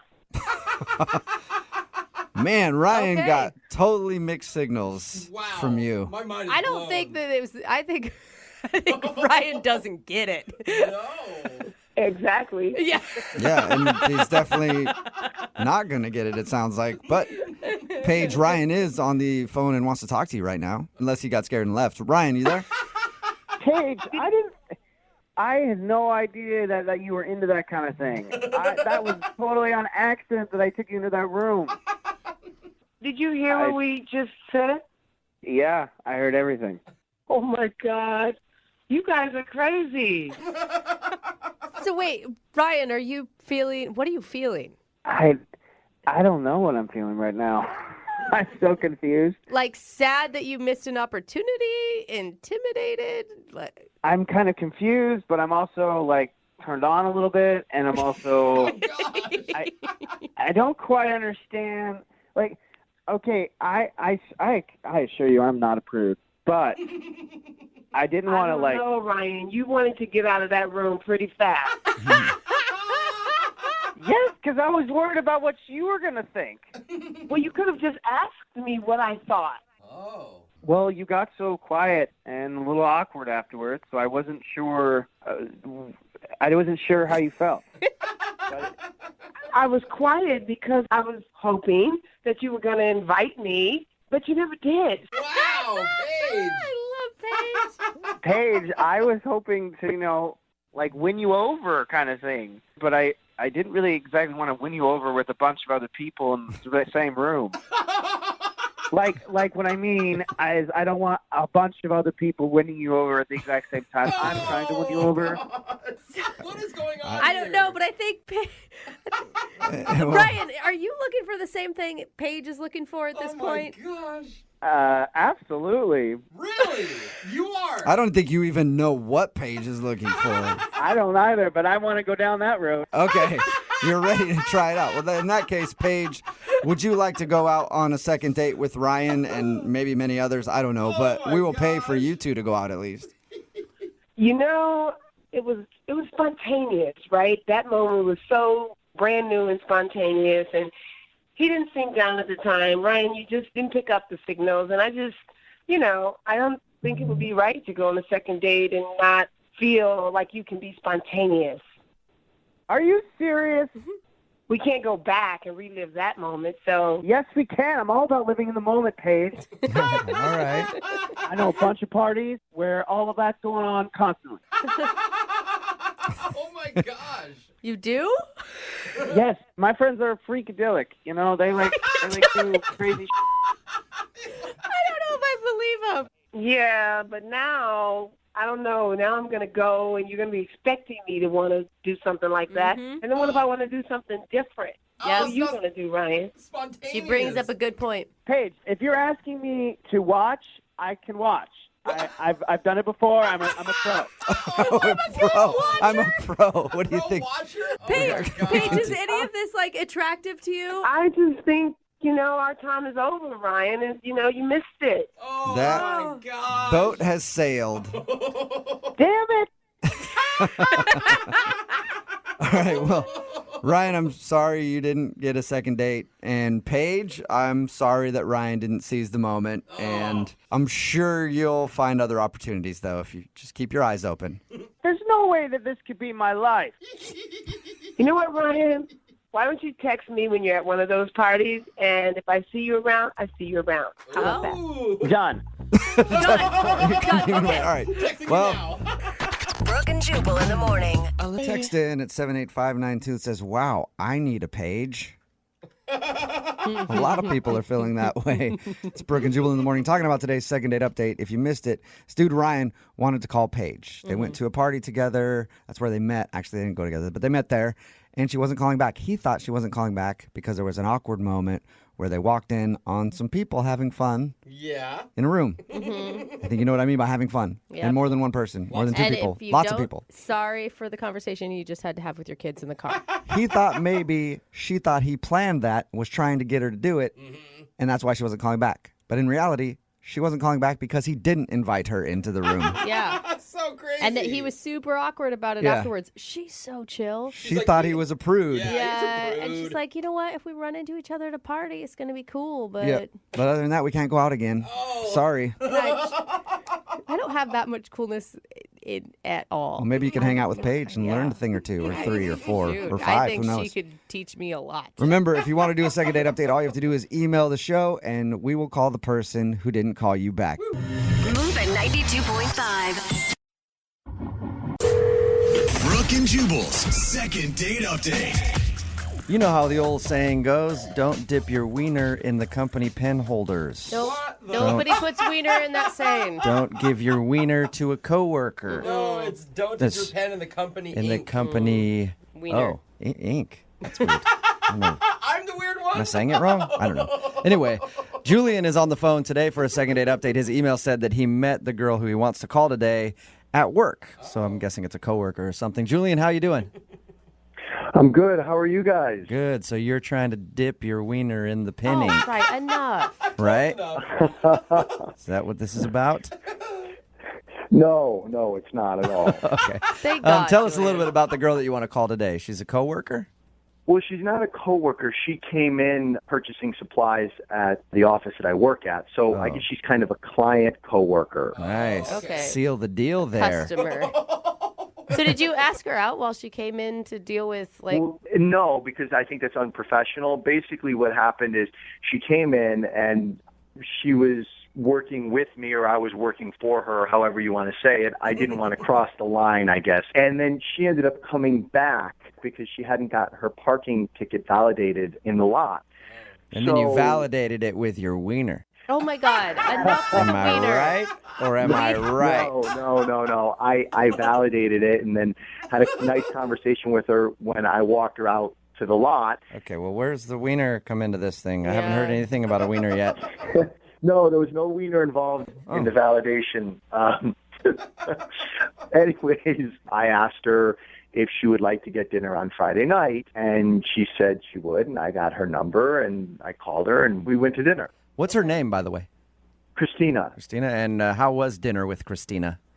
Dinner was good. I mean, I feel like we had a lot of chemistry, and I like veal, and not everybody likes veal. And she wanted the veal, too. So we ended up ordering the same thing, which I thought was kind of a cool thing. And dinner went good. You guys both ordered veal. In other words, you're both fans of slaughtering baby calves. I like that about both of you. Seems nice.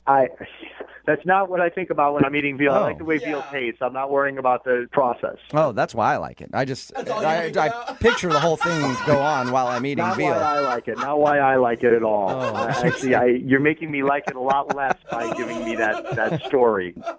So if dinner went well and everything else, why do you think she's not calling you back? You know, I don't know. I mean, there were a couple things now I'm trying to run the night through my head. And like, did I do something wrong? Did I have, my fly open, or my food in my face, or how I ate? There's the fly open. There's the wiener. The wiener. I knew it. It all I could comes tell back just to the talking wiener. to you that you're a wiener guy. I knew it. Yeah, you're right. How you figured me out? Oh my God. But realistically, the only things that I think that could have possibly not gone well, I did have to take a work call, which I don't like to have to take work calls if I'm on a date, but I was expecting a client to call, so I had to walk away. Did you tell her at the beginning of the night that was going to happen? I did not tell her that I was expecting a call, but when I got back, I said, hey, this was an important job call. I had to take it. Well, And did you leave her stranded by herself for like a half an hour while you were on some conference call or something? Well, no, I stayed at the table for a minute and then walked away, but it was no more than 15 minutes long. I mean, and she had an appetizer and some wine, so... Okay, so it wasn't. I have a hard time thinking that would be the reason not to call you back if you're like, hey, sorry, it's an important work call. Yeah, me too. And then the only other thing, I'll be honest with you, I'm not going to say the restaurant, but veal is a particular type of food, and if you like veal, you like veal. But I thought that it was okay, and I kind of was like, oh, how's your veal? And she's like, oh, it's great, blah, blah, blah. And I was like, oh, she's asked me, and I was like, it's all right, it's okay. And maybe, I don't know, maybe she thought I was being hypercritical or a snob about the food, but I wasn't. I was just giving my honest opinion. Honestly, I think both would be a red flag for me. Like, obviously, if a guy's taking a call in the middle of a Friday night date, he's going to be putting work in front of me our entire relationship. Wow. I mean, How girls think. I'm huh? just saying, like... Wait. But first off, you have to understand, she's in the same business. She knows that I'm in sales. Yeah, but she wasn't taking a call during the dinner. Because she's a buyer. She's not a seller. She's not as important as I am. I see. My bad. So how did... No, she understands that sales, there are other time zones, there's other people that are working at different hours, where when you're buying, you're not as, I don't want to say in demand, but sometimes you have to answer the phone when you're selling, because if you don't, you lose out on sale, then you lose out on money, and then you can't afford the dinner. I think a red flag would be taking your wiener out at the dinner table, like you said you did earlier. Okay, for the record, I didn't take out my wiener for any portion of the date, not during dinner or after or anything. All right. So when we call her and ask why she's not calling you back. She's not going to say that, I'm Okay. sure. All right. How did everything end with her? I kind of went in for a kiss, and I kind of got more of a handshake, hug kind of thing. But it was a first date, so... Was it awkward? I don't think it was awkward. It was. It wasn't like I was like an inch from her lips and she, stuck her hand to me. It was, I was kind of coming in, kind of to like hug, kiss, and she kind of put her hand up a little bit. So it was. That's all. So she shut you down. No, it wasn't a shutdown. It was just. That wasn't a shutdown. Sure sounds like a shutdown to me. If you go for a kiss and you get a handshake. Hand to the face. Have you heard anything from her since your date? No, I called her once and I've texted her 3 times. Okay. Well, we'll play a song, come back, call her, and get your second date update, all right? Okay, great. Thanks. Okay, hang on. Moving 92.5. Brooke and Jubal in the mornings. Second date update. Julian is on the phone with us, and today he wants to call a girl named Christina. And Julian claims that he wasn't shut down at the end of the date when he went in for a kiss and she shook his hand instead. He still says that wasn't him getting shut down. But in my definition of me getting shut down, that is probably the best way to describe it. Listen, I didn't get shut down. I went in for a kiss. You know what? It was a professional date. It was a work thing, so it wasn't appropriate. I understand, but I didn't get shut down. Either way, I think you got shut down. Yeah. All right, well, we're going to get her on the phone and see why she's not calling you back. Here we go. Dial the phone number right now.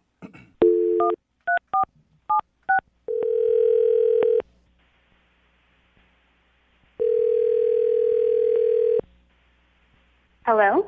Hi, can I speak to Christina, please? Yeah, this is she. Christina, how are you? This is Jubal from Brooke and Jubal in the Morning. Who is this? Jubal from Brooke and Jubal in the Morning, the radio show? Okay. Why are you calling me? What is this? I'm calling you because one of our listeners asked if I could get you on the phone to ask you a few questions. Okay, that's really weird. It's a segment we do on our show called the Second Date Update. So you recently went out on a date with a dude named Julian. Okay. Okay. And Julian emailed us and said that you haven't been responding to any of his text messages or phone calls. So he thought maybe we could get you on the phone and find out why you're not calling Julian back. All right. He told us how you met. You know, you're like a client where he works, and he asked you out, and he said you guys went out to dinner and had a pretty fun time. That's what he told you. Yes. Good time? So you didn't have a good time. I wouldn't call it that, no. Okay, what was wrong with it then? Because according to him, everything was great. He thought maybe he seemed like a food snob to you because he disagreed with you on the veal that you guys ordered. Yeah, he definitely has a very refined palate. That's one way to put it. Okay. He also said that he took a phone call in the middle of the date. Yeah, he did. It was a little rude. Okay. Yeah, I could see how that would upset you. I mean, that wasn't even the worst part of the date. What was the worst part then? I mean, he's a very smooth sales guy, but he's kind of got this seething anger underneath all of it. Did you say seething? He was seething anger underneath his charismatic salesman personality?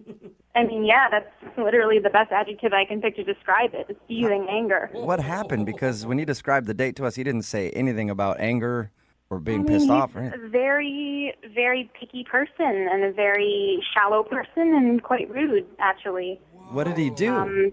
I mean, for example, he was super picky about the wine. I ordered red wine, and it was brought to me, I guess, in a white wine glass, and he got extremely upset, and he turned it away and made them bring it back.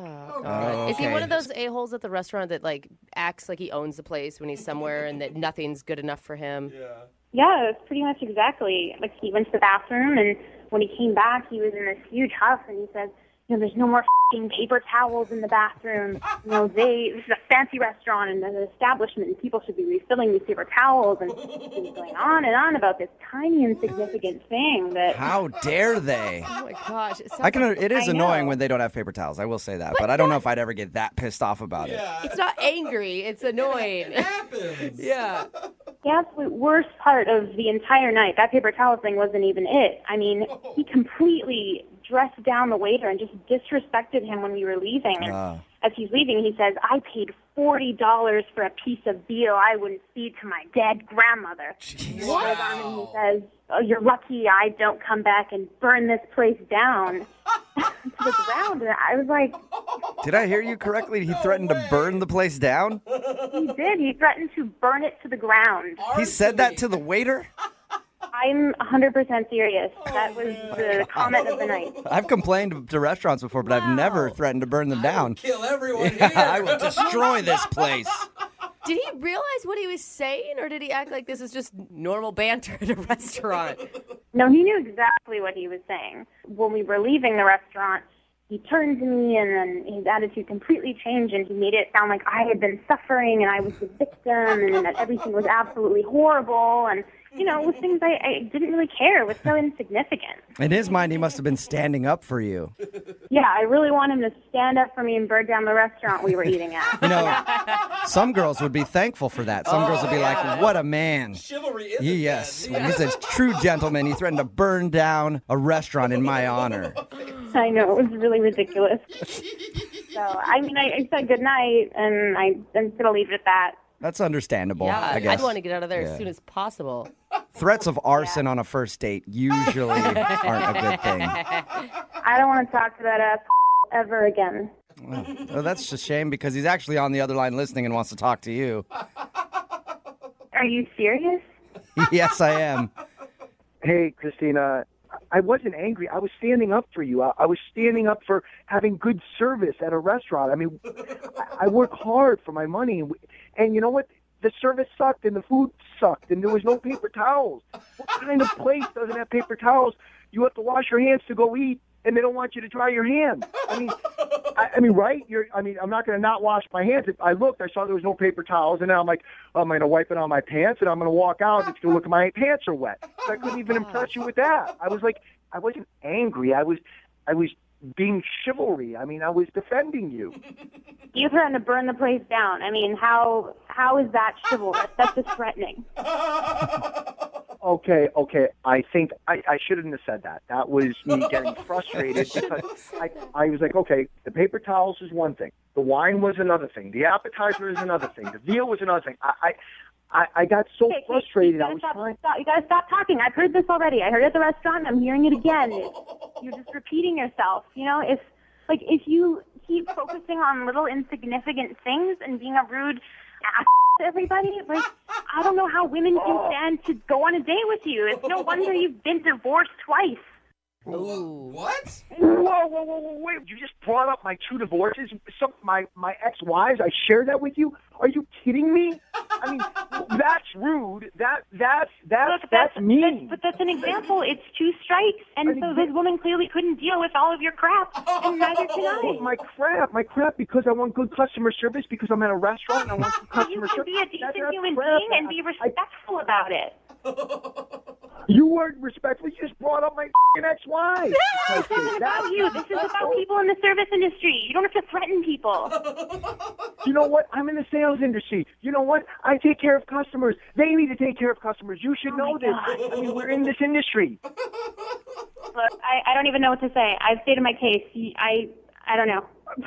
In the service industry, sometimes you have to put your foot down to get some respect. So I was doing that with the waiter in the restaurant. And you know what? I think you need to show me a little respect, because you know what? I was defending you. I think so, too. That's why I'd like to ask Christina, would you like to go on a second date with Julian? Holy crap. We will pay for it. Hell no. No, I don't. You answered so quickly there. Not if he's going to talk to me like that. No way. Julian, Are you sure? I mean, I could find you guys a great restaurant that Julian could burn down. I'm going to pass on that. You know what? If you want to settle for mediocre service, then you know what? Go date some schlep who will take you to the drive-thru. I want to go to a 4-star restaurant where they treat you like a customer. We're right. We are supposed to get this stuff. Come on. I mean, really. Think about that. You know what? You've pushed the envelope so far. I was fine just not going another date with you, but you know what? I really don't want to do business with someone who has ethics like you. Oh, now you're taking personal and you're putting it in business, really? I'm going to tell the people I work with, my company will not be doing business with your company anymore. Are you kidding me? Based on a date? You know, it wasn't a date. It was your f***ing attitude that did it. I'm done with this conversation. Goodbye. Wow. Oh, my God. Julian. Whoa, what just happened? You didn't get a second date, and I think you might be losing your job soon, too, over this. Because I want customer service? Well, I think it's because you threatened to burn the place down. Yeah, you're a total douchebag about it. I apologize for the burning the place down. I mean, that was, it was one bad thing after another, and it pushed me beyond. But I mean, the rest of the stuff was all customer service. No paper towels, slow service, bad food, wrong glasses. We know the list, man. Brooke and Jubal in the morning. Date update reminds me of a song that I actually wrote that was very popular in the early 2000s. What? You don't write songs. You guys might recognize it. It went like this. He was a skater boy. He said, see you later, boy. Skater boy's really cool and stuff. Skating around the town, dancing all around. He was a skater. He's cool and buff. So you wrote the Avril Lavigne song, but with worse lyrics somehow. Who's Avril Lavigne? Never heard of her in my life. That was a big hit that I had. His name is Josh, and apparently his email said that he met the girl that he wants to call today skateboarding or something like that. What's up, Josh? How are you? Hi, how you doing? Good. Skater boy. Did you like that song that I wrote about you? Yeah, it's a good one. That was a hit. Yeah, I bet all the skateboarders at the park still listen to that hit, Jubal. So it said that you met the girl that you want to call today for a second date update while skating. Is that what happened? Yeah, kind of. I was at this house party, and her name was Becky, and I asked her if she liked skateboarding. Oh, okay. Skateboarding at the house party, or? Yeah, I kind of just went up. I had my skateboard in my hand, so I just was like, "Hey, you like boarding?" She's like, "Yeah," and I was like, "Well, let's go outside. I'll show you a 360 flip or something." Dude, nice. You started showing off from the very beginning. I'm impressed. Well, I mean, I was a little scared at first, but I just had to be confident. So I just. Yeah, and I liked her. She was a babe. Yeah. Wait, now, was she a babe that also skateboarded, or was she a girl who just happened to like skateboarding because there's cute boys that come along with it? It could be a little bit of both. Maybe she like skated a little bit when she was younger, like hanging out with the boys, and then like, you know, she's just probably, you know, really thinks skateboarding's hot right now because it's pretty big. I mean, it just got in the Olympics, so. Yeah. Okay. So you showed her some tricks on the skateboard, and yeah, I like told her I had a couple of sponsors and stuff like that, and I was like doing all that, and then yeah, and then you know I got a number, and we ended up going out again. I actually took her out to dinner, made reservations at this really nice restaurant. I had a beautiful view. All right, did you bring your skateboard to dinner? No. Yeah, she rode on the back to the restaurant. Oh, I left the skateboard at home. Oh, okay. I like that. You're a classy skateboarder. Yeah, not like all grungy, not like the cliche like type, like, oh, he's a stoner, he like, you know, he just drinks all the time, and like, you know, nowadays skateboarding's like, it's so physically endurance, it's like, you know, you got to be like an athlete nowadays. Like, Yeah, for sure. For sure. Right. So how was dinner with Becky? Oh, it was great. I mean, I took her to this really nice French restaurant, had some caviar, and yeah, it was good. Good. We had some wine. It was real nice. Classy. That is very refined. I mean, was she expecting that? I don't know. I mean, I just wanted to do something really romantic and cool, you know? Okay. I know. I'm just saying, if I met a skater at a house party, that would probably be the last date I would think that he would plan for us. Like I said, I'm not your average skater, dude. All right. Sorry, bro. Sorry. So how did dinner go, though? I mean, you said that you guys talked and had a good time. Why do you think she's not calling you back now? It just kind of got like weird. Like I was like, you know, we left dinner. Everything was great at dinner, you know. And then I was driving her back home, and I asked if she wanted to like come upstairs and like hang out like at my place. And she just kind of like rejected me. So then I was like, all right, I'll just take you home, like, because she didn't want to go to my house after dinner. So I figured, all right, she's got class. Maybe she just doesn't get down like right away. So I actually thought that was cool. I was like, all right, rad, you know, like not just like a chick who's just gonna like bone right away, dude. Like, Classy. I love those chicks Right. that don't bone right away. yeah, it just leaves a bad taste in your mouth, you know. Like once you get something and you know you got it, it's just not even really like worth wanting more. You know, Right. it's like waiting is better. Yeah, okay. So you were probably actually excited about that. Yeah, and then I don't know, like something in my head kind of like made me feel like, all right, dude, maybe she's like has a boyfriend. Maybe like she's just like not in like a rad place in her mentality. Maybe she thought I was cute and like the energy was pure, yeah. But then I just kind of felt like she had something else that was bothering her. Do you know what I mean? So you think she was hiding something? Yeah, it was just something like where my planet and her planet just weren't rotating the same way. Yeah. Oh, I yeah. have heard that Mercury is in retrograde. That could be part of it. Dude, are you serious? I did not hear that. I don't really know. Who knows, I'm just yeah. making it up. So Maybe, you know, I was right. Maybe she did have like another thing going on, you know? yeah. Because it was just weird. Like I did everything on my end, you know. I was cool. I was romantic. I was a gentleman, but you know. Yeah, it was like you were boarding through this beautiful park, and then all of a sudden you came across a "Don't skateboard here" sign, and you got Right. just stopped in your tracks. Or I just attract chicks that don't like to be treated nice. Who knows? Maybe that's it. You're gonna call up and be like, "He was just too nice." It was way too nice. All right, man. He was just too damn nice, man. We'll play a song, come back, call her, and get your second date update. All right? Cool. All right, man. Hold on. Moving 92.5. Brooke and Jubal in the mornings. Second date update. Right in the middle of a second date update, and if you're just joining us, Josh is on the phone, and he wants to call a girl named Becky today who's not calling him back after their date. Josh is a skater, like really into skating, sponsored and everything, he says. I have a question for you, Josh, before we get into the second date update. Yeah, what's up? Well, I was trying to figure out, what are girls that follow skaters around called? Like ramp bunnies, or like what's the name? You want a groupie name? They all for- kind of have groupie names. I was wondering if skaters have groupie names.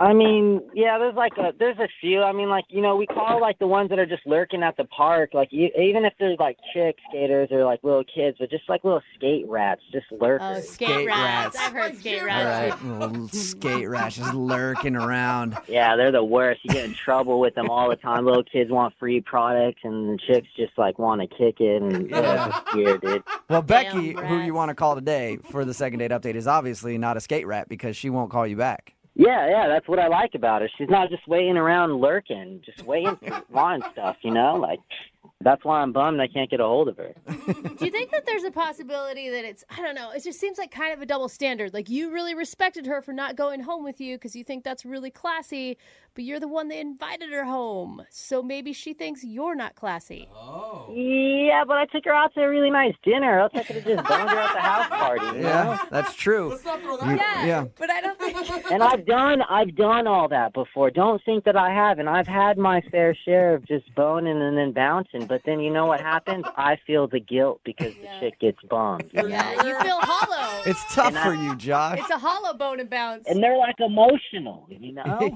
Like, I'll go put all that emotion on a skateboard and make art, you know? Yeah. All right, well, we'll call her right now, see if we can get her on the phone, get your second date update, and if it doesn't go well, take that emotion and put it on the board. That's what I do. All right. I'm going to dial her number right now, man. Here we go. All right.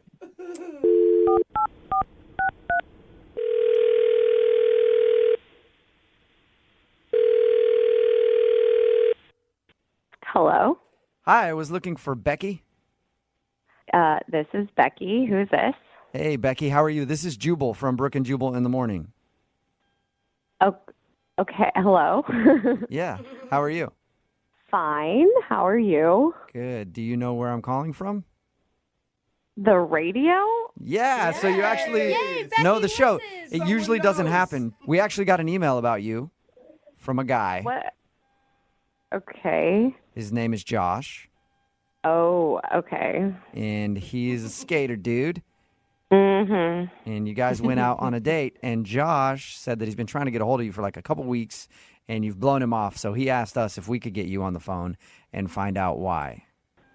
Yeah, Becky, what's going on? What's up with the vibe? Josh. Whoa! Wait, who was that? Josh? Yeah, Yes, yeah. me. That was Josh. Josh, you were supposed no to wait a patience? little bit for us to find out why. I was- gotta keep it moving. But look, what happened? I took you man. out. Oh my God. I took you out. I did everything cool, and then you just pissed me. You just left me in the dust. And it's not like I'm gonna be bummed, but at least just be like, have some manners and just say what's up. 'Cause I gotta call the radio station to find out if my intuition's on point about what had happened between me and you. Man, Josh, you're so much better at this than I am. he You want to host a show, man? He gets straight to the point. Oh my God. I mean, I thought I was being polite by not telling you why it didn't work out. Really? So there is like a legit reason why you didn't want to call him back, Becky. Well, yeah, I mean, I don't know, I just wasn't feeling it. It didn't work out. What are you, like I a wasn't poser? You can't just tell me what's up and be honest? Poser. I don't care. It's not like I'm going to get butt hurt, but it's just like, where's the realness in the world? Where is the realness in the world, Josh? Amen. Becky, can you just tell Josh why you don't want to go out with him Oh again? my God.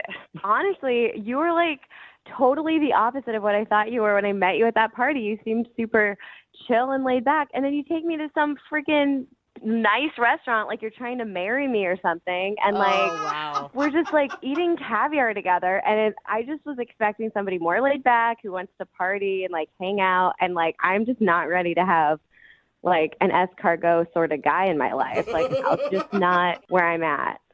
I thought you'd actually be like with it. Like, what other skater would do that? You'd probably go get a burrito and a Pabst beer at the corner store, with the typical skateboarder. That sounds like a great date to me. Really? Becky, are you kidding me? He took you to a beautiful French restaurant and you're honestly turning him down for that reason? Well, it was just like so not what I was expecting. It was like this weird pressure. 'Cause, like, I wore jeans to this restaurant. I was the only person in that restaurant wearing I wore jeans too. Well, okay, we were the only people in that restaurant wearing jeans. What does jeans have to do with love in the world? Absolutely nothing. I try to do something cool. I'm on his side on this one, Becky. Honestly, I just wasn't feeling it. Like, I thought you were a guy who was, like, down to party. Like, I met you at a party, and you were a completely different person. Like, I was even wondering, like, are you an actual skater? Were you just pretending to be? Like, you're totally different than any other skater I've ever met. Pretending to be? What are you talking about? I'm not a real skater. Like, I'm not some poser. I did a 360 flip in front of you at that house party. Like, you just don't have class, it seems. Dude, I know how to do 360 flips. You do? Yes, I do. Dude, you can't even eat caviar and drink wine with me, and then return somebody's call and just say, "Hey, I'm not interested." I have to call the radio. Like, this is lame. Like, whatever. It's all good. Okay, well, I thought it would be, I didn't want to offend you, so I didn't say anything, but I'm glad we had this real conversation, dude. This has been be real. Let's super make honest. the world real. Wait, Becky, you don't want to give him a second chance? A guy that actually put some effort I don't even into- want to hang out with her. She's just another skate rat, just a lurker at the park, hanging out, dude. You know, just you think I'm lurking? You're lurking send at her my a free friend's box of house stuff, party. make her happy. Send her a free box of stuff. Do you want some stuff from Josh? Other I know you probably don't want to go out with him again, but what do you got laying around? You got a T-shirt, skateboard stickers and stuff. Yeah, you can send me all the skateboard stickers you want, but I doubt they're from actual companies. Whoa! Hey, you know what? I don't have time for this, man. You got two things in life: now or too late. And I'm about to bail, so you're too late. Oh, Well, not yet. Bird, Not- man. not- That hurt me. Not yet, Josh. I still have to ask. Yeah, that was kind of gnarly. Thank you. I have to ask though, Becky, would you like to go out with Josh again for a second date? We will pay for it. I'd rather wait to meet a real skater. Not somebody who's gonna pretend to live the skater lifestyle. Yeah. Sorry, dude. You're kind of lame. You don't even know what you're talking about. You want to talk about real skating? Like, look at you. You can't even be treated with class. Like, go hang out with a bunch of lurkers and skate racks. Be grungy and grimy. And, go be you and half of the other chicks out there. Because you know what? That's why you're left with all your emotional BS and no one wants to deal with it. Wait, I'm the one being emotional. You're the one who had to call a radio station to get. You don't even have to tell me what's up. Like, what are you talking about? What are you talking about? You can't even be real and get on the phone and tell me, hey, I'm not feeling it. Like, you're the poser. What are you talking about? All your projections are yourself. Like, you're burnt. You're so burnt beyond belief. It was so nice meeting you, Josh. It was so nice. Yeah, to meet whatever. Bye-bye. Later. Later, skater. Becky, Later, hater. Real mature. Okay, I'm done. This has been entertaining. Been done. All right. See you later, Becky. Oh my God, why is this making me laugh so much? Josh. Oh my Sorry, God, man. Josh. No second date, but at least you found out why she wasn't calling you back. You're too good of a guy. Yeah. Oh, shoot. Josh, it sounds like you're skating in a place you shouldn't run. Yeah, I just got to skate spot, so I'm gonna do some more boarding and film and shoot some photos. I'm gonna keep moving forward. But thank you guys at the radio station. You guys are awesome. Yeah, see you later. Brooke and Jubal in the morning. Text in at 78592 says in about 5 years she's going to be looking for that guy's number again, trying to go out after she's been treated the way that she's going to be treated by, quote, real skateboarders. Yeah. If you missed today's second date update, this dude named Josh wanted to call a girl named Becky. He's a skater. Met her while skating, like at a party. She thought it was cool. They went out. He took her out on a very nice date. Yeah. Was very respectful and everything else. Totally. And that was the wrong thing to do. Mm-hmm. She didn't want to go out with him again because he was a skater. He's supposed to be like edgy and not go out to nice restaurants and stuff like that. Like, what's he thinking? Yeah, she wanted a bad boy, Yep. man. She wanted a bad skater boy. You can't argue with what you want. Yep. So so stupid to me. They decided. No, it's her choice. She knows exactly what she's getting herself into. Yep. I guess. They decided to not go out again because he's just too nice of a guy. Yeah. Oh, man. What a Even jerk. skater nice guys finish last. I know. Doesn't really matter. Nice guys always lose. Moving 92.5. I really want to help this dude out who's on the phone for the second date update today, except he won't tell me the complete story of what happened on his date. No. And it's rare you actually want to help somebody. Yeah, true. Both. Weird things. He left in the middle of his date to deal with something. And that's where he's being vague. He won't tell me exactly what it is. Jimmy, how you doing, man? Hey, what's up? Why don't you tell everybody what happened on your date? Like, you left at some point for what? I left because I have a bit of a medical issue, and I had to sort of go and deal with it. So when you say you left in the middle of the date, you got up and just left. Well, no, it's not like I just got up and walked away. Like I excused myself. I told her I had to go and deal with this thing, and I went outside. You can't give me a clue at all what the medical issue you had to leave your date in the middle of was for? No, I really want to keep that private. Did you give Marissa more information than we're getting right now? Yeah, I explained the situation to her, and she seemed cool with it initially. But when I came back, I don't know, her energy was different, you know. I tried to get things going again, you know, spark the conversation, but it's just like we weren't clicking, you know. And how was the date going up into the, like, tell us a little bit about what you guys did before you excused yourself for... Well, up till then, actually, the date was good. I'm born and raised in Seattle, but she just moved here. So I decided that I would show her some stuff that she hasn't done in Seattle yet. So I know it's going to sound kind of lame, but we rode the monorail. Okay, so like touristy stuff. Yeah, so you rode 2 blocks on the monorail, and then you had a whole afternoon to kill after that, right? So, I know. It's just something like everybody's got to do it once, you know. And it was great. It was a nice time. And then we went and we had sushi. okay, and that's when your medical issue came up and you had to excuse yourself. Yeah. How long were you gone dealing with whatever your medical issue was? It was a while. It was like 10 minutes, maybe 15. Okay. 10, 15 minutes, okay. Do you think that she believed you when you said medical issue, or do you think she thought you were lying and doing something else? At first, I thought she was cool with it, but when I got back, I don't know, she seemed kind of pissed off. And so it made me think that maybe she thought I was lying to her or something like that. I don't know. All right, and then how did the date end with you guys? We left the restaurant, and then we each got separate cabs. I gave her a hug, and that was about it. And I said, you know, I had a good time, and we should do this again. And she said to text her, and so I have been, but she's not responding. Nothing. Okay, and how many times have you tried texting her since your date? About 4 or 5 times. Okay. So you think it's probably the medical issue thing? I don't know. Either she doesn't believe me, or it freaked her out, or I don't know. I really don't know. Since you won't tell us what it is, let me ask you: is it something that would gross her out? I mean, you got to give me a little bit. It's just that it's a private issue, and I just don't really want to say anything about it. Like, I know it's weird because I'm talking to you on the radio and I'm talking to you. It's just, I don't know. I guess what I'm trying to say is it a normal medical issue where someone would hear something about it and be like, okay, that's understandable? Or did you go like, oh, herpes are flaring up, I'll be right back? Please, the herpes. That would definitely mean you're not going to get a call back. Yeah. No, I can promise you it's not herpes. Now, if we get her on the phone and she tells us what it is, are you going to be upset? Well, I don't really want her to say. Okay. I'm hoping she'll respect my privacy, but yeah. Who knows, right? Well, if it's embarrassing enough, she'll probably say something. If it's embarrassing enough, you know how the second date updates work. Well, we'll play a song, come back, see if we can get her on the phone and get your second date update, all right? All right, cool. Moving 92.5. Brooke and Jubal in the mornings. Second date update. Before we make the phone call for Jimmy, who's on the phone right now for a second date update. Jimmy, I got to ask you a question. Yeah. Are you an arms dealer? Uh-oh. Or perhaps an international drug kingpin? No. All right. I'm just making sure.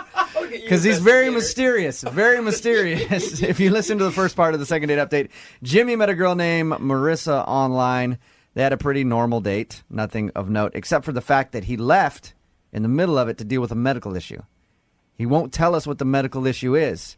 So I'm assuming he was outside in the parking lot selling arms to our enemies. That's the natural conclusion. For at least like 15 minutes. Or drugs. I'm not sure which one, Jimmy. I'll figure you out, though. All right, man. Whatever. All right. I'll find you out. I smell a rat. I'm on to you. Yeah. So, and again, you were gone from the date for like 15 minutes. Yeah, like about 15 minutes. All right. And when you came back, that's the point where she seemed like she was ready to end the date and go home. Yeah, she seemed pretty cold and like not into it anymore. All right. Well, we'll dial the number. Hope she answers the phone. And if she does, maybe we can get your second date update. All right. You ready? Yeah, cool. Let's go. Here we go, man.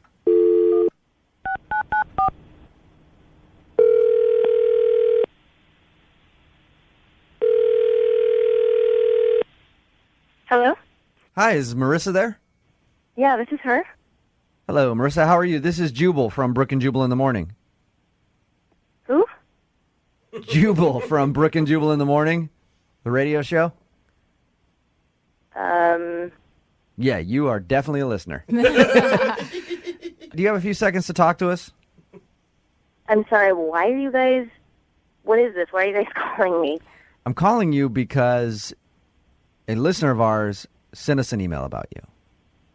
Really? Yeah, and they asked me to give you a call. Okay. His name is Jimmy, and you went out on a date with him recently. Oh, no. Okay, so you remember Jimmy. Oh, God, that guy. Yeah, that guy. All right. It sounds like you didn't have a fun time. It God. sounds like you didn't have a fun time with Jimmy. Jimmy had a great time with you. Oh. The reason that I'm calling is he'd love to see you again, but you're not responding to any of his text messages. Judging from your reaction right there, you definitely aren't doing that on accident. Nope, that's on purpose. Okay. Um, Is there something that Jimmy did to make you not like him?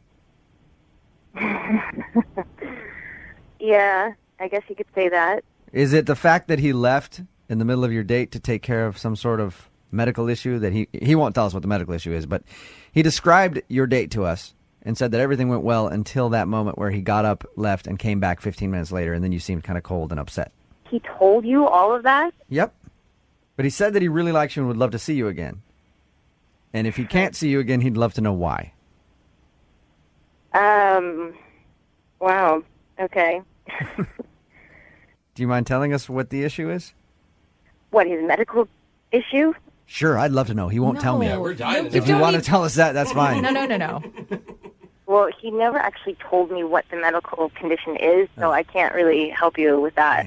That's good. He wouldn't Respect the man's privacy. I know, I want to know. He wouldn't tell us either. Is that it, though? I'm assuming that's what happened. I mean, we were having dinner, and I was telling him this story, and all of a sudden he got really quiet and stopped eating. Okay. And I could kind of tell that he wasn't really listening to my story, you know? Mm-hmm. So he tells me, he's like, so, hey, I haven't told you this, but I have this, like, medical condition, and I need to leave. So I'll be right back. And I was like, okay. And he actually left the restaurant. He walked right out of the restaurant. And I was like, oh, my God, he's ditching me, you know? Yeah, he told us he went outside. But again, he wouldn't tell us what the issue was either. Yeah. So I told my waiter, listen, I'm not dining and dashing, but I'm going to leave my purse right here. My date just left, and I need to go find out where he is. So I went outside, and I was searching just everywhere for him, and then finally went around the corner, and there was like this alleyway, and I looked down the alley, and he's sitting there with a homeless guy smoking pot. What? Wait, what? And I don't think he saw me, so I went back into the restaurant. So he took a weed break in the middle of your date. Yeah, and I was just like, this is the rudest thing that anyone's ever done to me. I mean, And he was- can't you wait till later? He was smoking it with some homeless dude? Yeah, he like bummed it from a homeless guy. It's weird. Like, it's almost like if he passed by, the guy was like, oh, man, I can't listen to this date anymore. I got to get outside and smoke with this dude real quick. Is that what it felt like to you? I was shocked. You know, it was the first date, and my date had gone and smoked pot in the middle of it. I felt like I was in the Twilight Zone. I was like, who does that? Yeah. He could have at least invited you, right, Marissa? Oh, come on. Marissa, I've been turned off in the past when a guy has gone out and taken a cigarette break. So, I mean, I can sympathize with you on that. Do you feel like he lied to you? I don't care. Honestly, I just don't care. I just never want to see him again. Marissa, if you could say anything to Jimmy right now, what would you say to him? Stop texting me. Stop texting me. Okay. I would like you now to say that to Jimmy because he's actually on the other line listening. Shut up. Hey, Marissa. Oh, my God. Are you serious? Yeah. How's it going? What are you doing? Jimmy, did you leave your date to go smoke weed with a homeless dude? Okay, I did. But it is connected to a medical condition, and I didn't want to say anything, but Are you stoned right now, Jimmy? no, not yet. Not yet. Okay. So you smoke medical marijuana for a legit medical reason. Yeah, I have anxiety. Wait. And So that's what happened that night is she was talking to me, and I started to have like a panic attack in the middle of the conversation, and I had to go because I was getting like all sweaty, and I was like, I gotta go. Okay, well, who's the homeless guy that you're smoking it with? How does he fit in? I don't know. He was actually really cool. And he asked what was up, and I gave him a toke, and he was like, you know, dude, what are you doing? You got to get back in there before she walks out on you. And I'm like, oh my God, you're right. Well, is Marissa even on the phone? Marissa, are you there still? Yeah, I'm here. Oh, okay. I thought you had hung up. So what do you think of Jimmy's story? Jimmy, you could have at least just told me what you were doing. I would have understood, if that's what you needed to go do.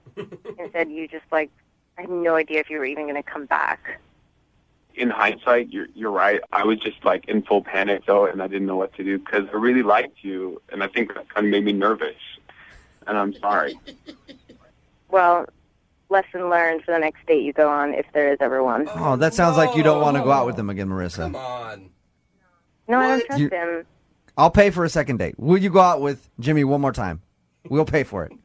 No, it's not happening. Weed and everything. Yeah. Come on. I'll pay for it all. You can get in on the action Yeah. this time, too. There's no way I can get you to go out with Jimmy again? Yeah, I'm just not into guys who leave in the middle of a first date to go smoke with the homeless. Weird. I guess there's one girl out there who doesn't like that. Dude, I learned a lesson today. Yeah. Sorry, Jimmy. Oh, well. Hey, do you guys want to, hang out sometime? No, dude, I'm not hitting off a homeless guy's pipe. Hey, I'm there, bro. Hit me up. Oh, gosh. Brooke and Jubal. A guy named Roger is on the phone today to do a second date update. And Roger, after reading your email, I've decided that if you don't get a date with the girl that you want to call today, I will gladly volunteer my services and go on a date with you. Because you sound, look, I'm taken, I have a girlfriend, but you sound like the kind of guy that I could spend a weekend with. Dang. Wow. Definitely. Well, I'll keep that in mind, but I don't know if you're my type. Well, You're a smart we'll man, see. Roger. We'll see. You're a smart man. I've changed a lot of people's opinions about me over my time on this planet, Roger. And maybe you and I can. Maybe Anyway, if you could give me some concert tickets, I don't know. let's get into your date, though. Tell us about the girl that you want to call today. Well, her name's Monica. I met her a couple of weeks ago. I was out at a cocktail bar with one of my friends, and we were drinking, and he had to leave early. Mm-hmm. But I saw that the cocktail races, she was smoking hot. So, I decided to stay for a little bit, have a couple of drinks, over tip, get her attention. Yeah, because I'm sure she never gets that ever as a hot cocktail waitress. You never know. Yeah. Well, we started having the best conversation ever. We started talking about sitcoms that we wish would come back on television. Oh, that's a good icebreaker. Yeah, It was amazing. I hope they remake Golden Girls because that was one of my favorite shows. I'd love to see a remake of Golden Girls. Yes, Blanche was so hot. All right, do we need to do the second date update, or can we just have this conversation now? No, we'll stay focused. All right. All right. Yeah, you're going to have a hard time doing that, Roger, but Way good to luck. be boring, Roger. Yeah. Yeah, but no, we had a great time. It was an amazing conversation. We actually closed down the place. I stayed with her to closing. Yeah. Well, okay, so how long did you stay? Because I've been in the situation where you're having drinks with a friend, they leave, and then you hang out at the bar for a little while, make friends with the staff. But there gets to be a point where it's an okay amount of time for you to be there by yourself, and then there's a point where you've been there way too long, and now you're the creepy dude. No, it was only 2 hours. I wasn't there till the sun rose or anything like that. It was just 2 hours. Okay. And was this your date, or did you ask her out on a real date after this? Well, we just met. This was opening gamut. But, the conversation was going well. We were joking around. So I asked her out on a real date. Okay. And what'd you guys do for your date? We didn't get to go out on a date. She wouldn't go on that date with me. Why? Was she busy or something? She didn't feel comfortable with the date suggestion I came up with. I suggested somewhat of an extravagant date. Like what, like a helicopter ride? No. I had a little bit to drink, so I probably shouldn't have asked this, but I asked her to take a trip with me to the Mediterranean. What? Wait, did you just say Mediterranean for a first date? Whoa. Yeah, absolutely. Oh, my God. And that's why I was saying that if you can't go out with her on a second date, I will gladly go to the Mediterranean with you. Gold digger. There's no shame in my game. There's no shame in mine either. That's why I asked. You never know until you ask. So wait, did you already have a trip planned and you were going solo and you needed a partner, or were you just going to go buy tickets on a whim for both of you? Tickets on the whim, It's nothing like spontaneity. Wow. And did she say no to that, or did she think about it? At first, she thought I was joking, but I was serious. So if she would have said yes, you would have literally bought tickets to the Mediterranean and taken her on vacation with you. Absolutely. We'll be on the beach in Malta right now. Wow. You honestly think it's a good idea for a woman who just met a stranger at a bar to agree to go halfway across the world alone with him? I don't see a problem in it. No. Well, What should I do? Take her on the first date and invite her out for beers? Every guy does that. Yeah, I don't know. It's definitely a way to set yourself apart. Yeah. So she obviously said no to that. Yeah, she said no. Yeah, She said no, and I haven't heard or spoken to her since. She hasn't returned my texts or my voicemails or anything. Oh, weird. I would be totally freaked out by you. Yeah, but not like ghost him. Yeah, you're moving way too fast, way too quick. If we're talking Mediterranean the first time we meet, it's going to be marriage and babies by the third date. I just believe life is to be lived. I have some family members that left me pretty well off. Oh. And, I want to enjoy it with someone. I don't see the problem in it. Okay. Well, I've never dated a rich man, so maybe that's the problem. I never said rich. I'm way past that. Wow. Again, man, you're just making yourself just more appealing to me. You got to stop this, Roger. There's rich and then there's wealthy. Oh, my God. So you've tried to call her a bunch and she hasn't returned any of your phone calls at all? Yeah, and text, nothing. And the only reason you can think of is because you probably scared her off by offering her a trip to the Mediterranean right when you met her. I think it's too much. Everybody loves rainbows, right? But when they see the pot of gold at the end of the rainbow, they get scared. I'm guessing you, being the wealthy man that you are, don't get turned down very often. Absolutely not. But this girl was different, and I want to spoil her and take care of her, and I just need the opportunity. Okay, well, we'll give you that opportunity. We'll play a song, come back, call her, and get your second date update, okay? If we don't go on the trip, I'm buying the radio station. Congratulations. I would love to work for you. Wow. Absolutely. All right, hang on the phone, man. Okay. Moving 92.5. Brooke and Jubal in the mornings. Second date update. Right in the middle of a second date update. And if you're just tuning in, Roger is on the phone. And today he wants to call a girl named Monica. He was actually out at a bar having drinks with a friend. Then his friend left and he hung out for a little while. Got to know the cocktail waitress. That's Monica. And he thinks he's not getting a call back because at the end of the night before he left, he got her phone number and then he offered her a trip to beautiful Mediterranean, where you'll be whisked away from your job as a cocktail waitress and get to spend a week getting to know Roger. Hello. Roger's a mild-mannered guy who likes old TV sitcoms, loves himself some Golden Girls, and some Mai Tais in the Mediterranean. All right, Roger, are you ready to go with your second date update? Yes, let's get my girl. Now, Roger, you say you're really wealthy. Yes, actually more than that, but I'm trying to play it down for you guys. More than wealthy? What? Thanks. What is more? Do you think that maybe a woman doesn't want to have a sugar daddy? Because that's what it sounds like you're trying to be to her, to me. No, I'm not looking to be a sugar daddy. I just want someone that I could spoil and take care of and show a good time. That's it. Okay. And I feel like that was her. I really, really liked her. Funny thing aside, I really liked her a lot. Okay, cool. Well, I'll dial her phone number right now and see if we can get her on the phone and get your second date update, okay? Okay. All right, here we go. By the way, second date update costs $115,000. Oh, I don't have any cash on me. Oh, convenient, Roger. Real convenient. Take checks. You can wire it.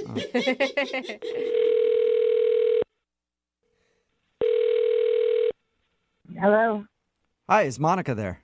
this is Monica. Hey, Monica, how are you? My name is Jubal, and I host a radio show called Brooke and Jubal in the Morning. Are you okay? What can I help you with? Well, I wanted to call you today because I actually got an email about you from one of our listeners. You probably have the wrong number. Are you a cocktail waitress? Yes. Okay. Did you meet a guy the other night at the bar who offered you a trip to the Mediterranean?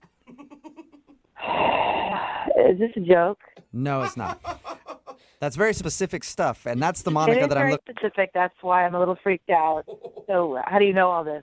Well, I know all that because we actually talked to that dude. Who are you? Yeah. Jubal from Brooke and Jubal in the Morning. It's a radio show. That statement didn't make it more normal. Yeah, okay, and there's a lot of people there, so I don't understand what's. Pardon me. I don't know. I think this seems like this is very strange. We do. I'll explain. We do a segment on our show called the Second Date Update. Okay. It's where if you go out on a date with somebody and then don't call them after, they email us to see if we can get you on the phone and find out what happened. Oh, that's fabulous. Okay. Now, you didn't technically go out on a date with this guy. His name's Roger. Did you know that? Yes, I know who you're talking about. Okay. You didn't technically go on a date with him, but he told us about how he met you that evening when you were working, and he really liked you, and he thinks he kind of screwed it up at the end because he offered to take you to the Mediterranean right after you guys met. That is true. So he called you guys? Yes, he emailed us actually to see if that's the reason you didn't like him. And you don't think that's weird? Oh my God, I told him that it was totally crazy and that I would never recommend any single woman going overseas with a man that they don't know. Yeah, and also it's crazy to call a radio station to call me or email a radio station to call me. That's weird too. Well, That part's we've been weird, doing but- this segment for a while now. I know it's kind of weird to get a call out of the blue from a radio station, but he really liked you, though. Did you actually like him when you were talking to him before the whole Mediterranean thing? I mean, we got along great. He was very handsome and, very nice. But, I mean, it's a bar. I'm working, and you meet a lot of nice people that say outlandish things. When he said Mediterranean, I thought, falafels, but he actually meant the Mediterranean. Yeah, what did you think when he brought that up after he met you? Did you think that he was joking? Of course. I mean, I think he probably asked everybody to go to the Mediterranean. It just seemed weird. According to him, he doesn't ask everybody to go to the Mediterranean. It was just you he wanted to take there. Yeah, you guys believe him too? Of course he would say that to you. I don't know him more than you do, but he sounded sincere to me. He cannot be serious. I mean, he just met me. That's a very expensive trip.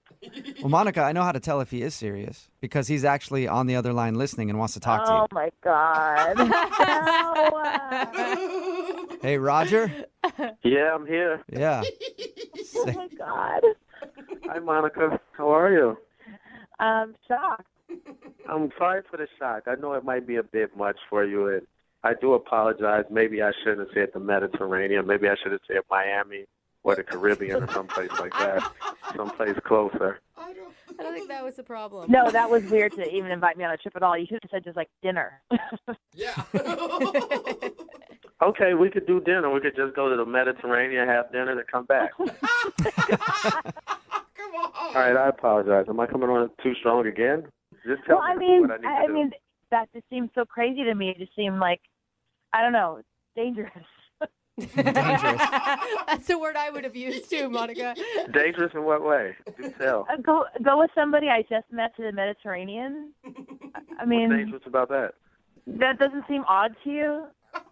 Listen, I apologize. I know you don't know me that well, but I'm a man of means, and that's just something that's normal for me to do. Take a trip, go here, go there. No big thing. But I think you're a very special girl, and I want to show you that. Wow. I appreciate that, and I mean that's I'm not in any position to just take off, and I'm happy for you that you can do that. It just seems. Listen, if there's a problem about taking off from work, I could buy the restaurant and give you all the days off you need. Oh my God. That sounds crazy. Doesn't that sound crazy?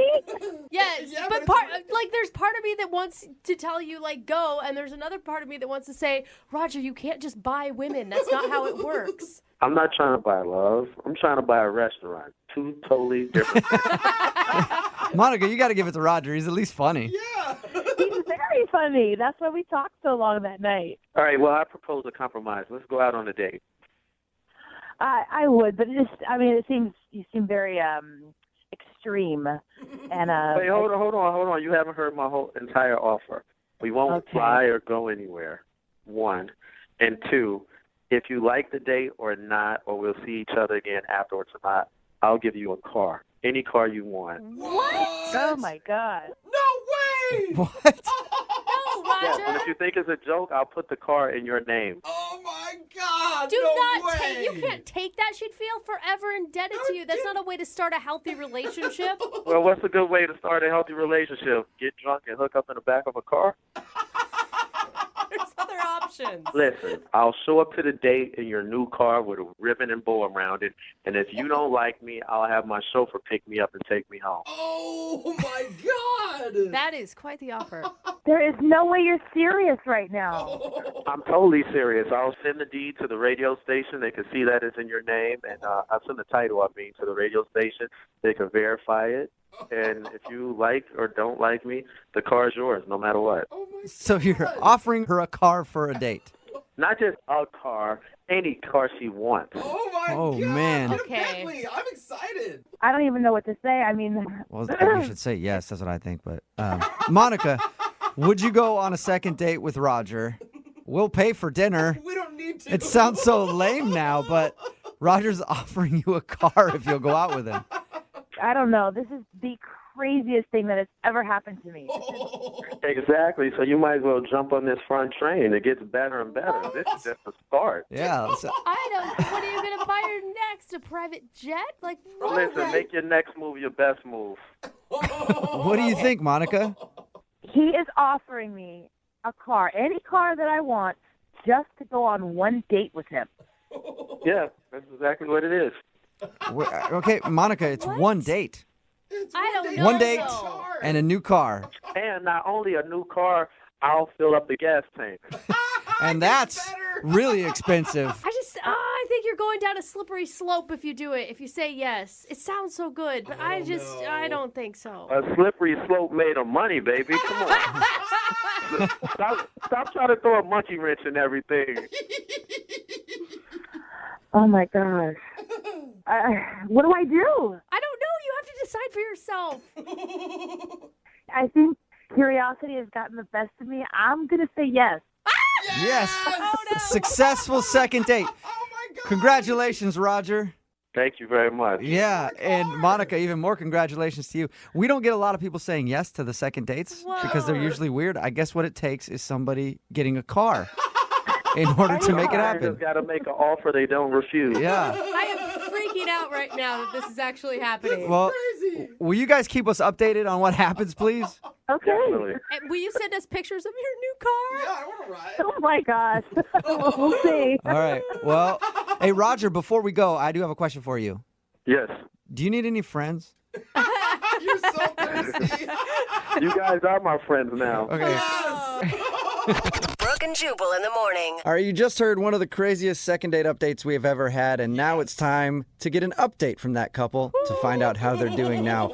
I think, first of all, we just have to go right to Monica and say, Monica, did you really get a car, and what kind of car was it? Yeah. Well, okay, so I did. What? Oh my God, it really happened. I'm sorry. Just I did. I'm still freaking out over that. Oh, yeah. Of course it really happened. Are you kidding me? I keep my promise. What kind of car did you get?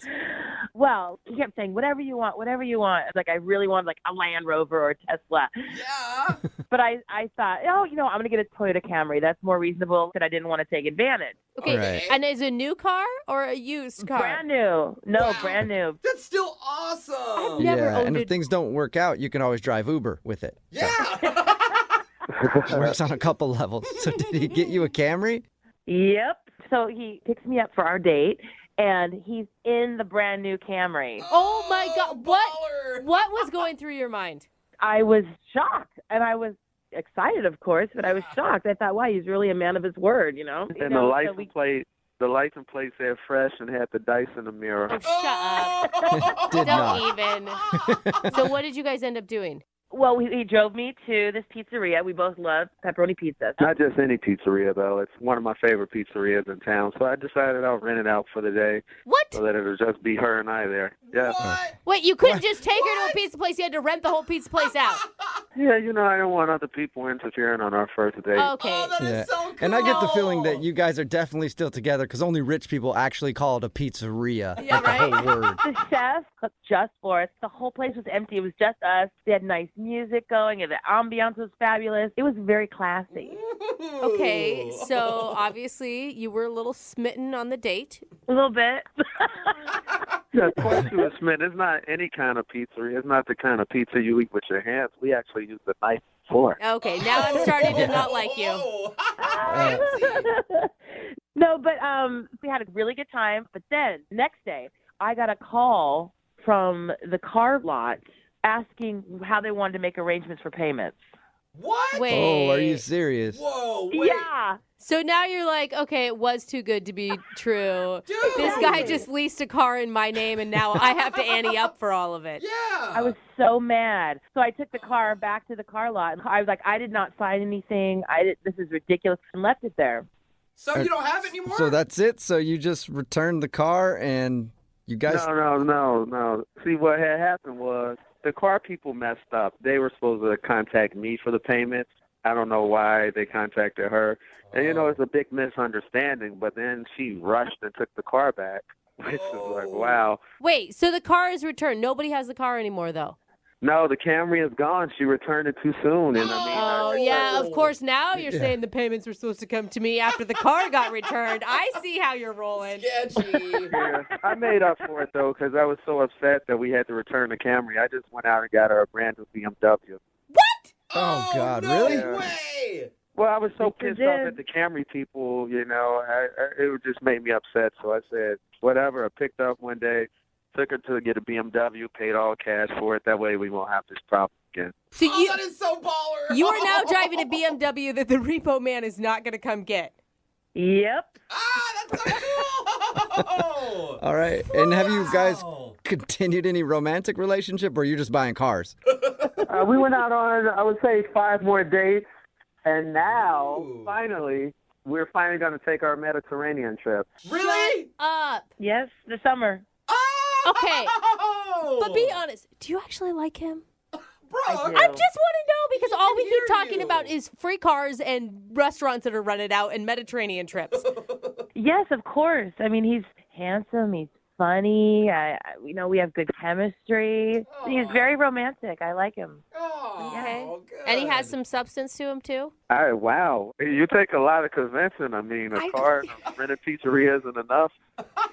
It just all sounds too good to be true. I think you know how you convince her. Get her a car.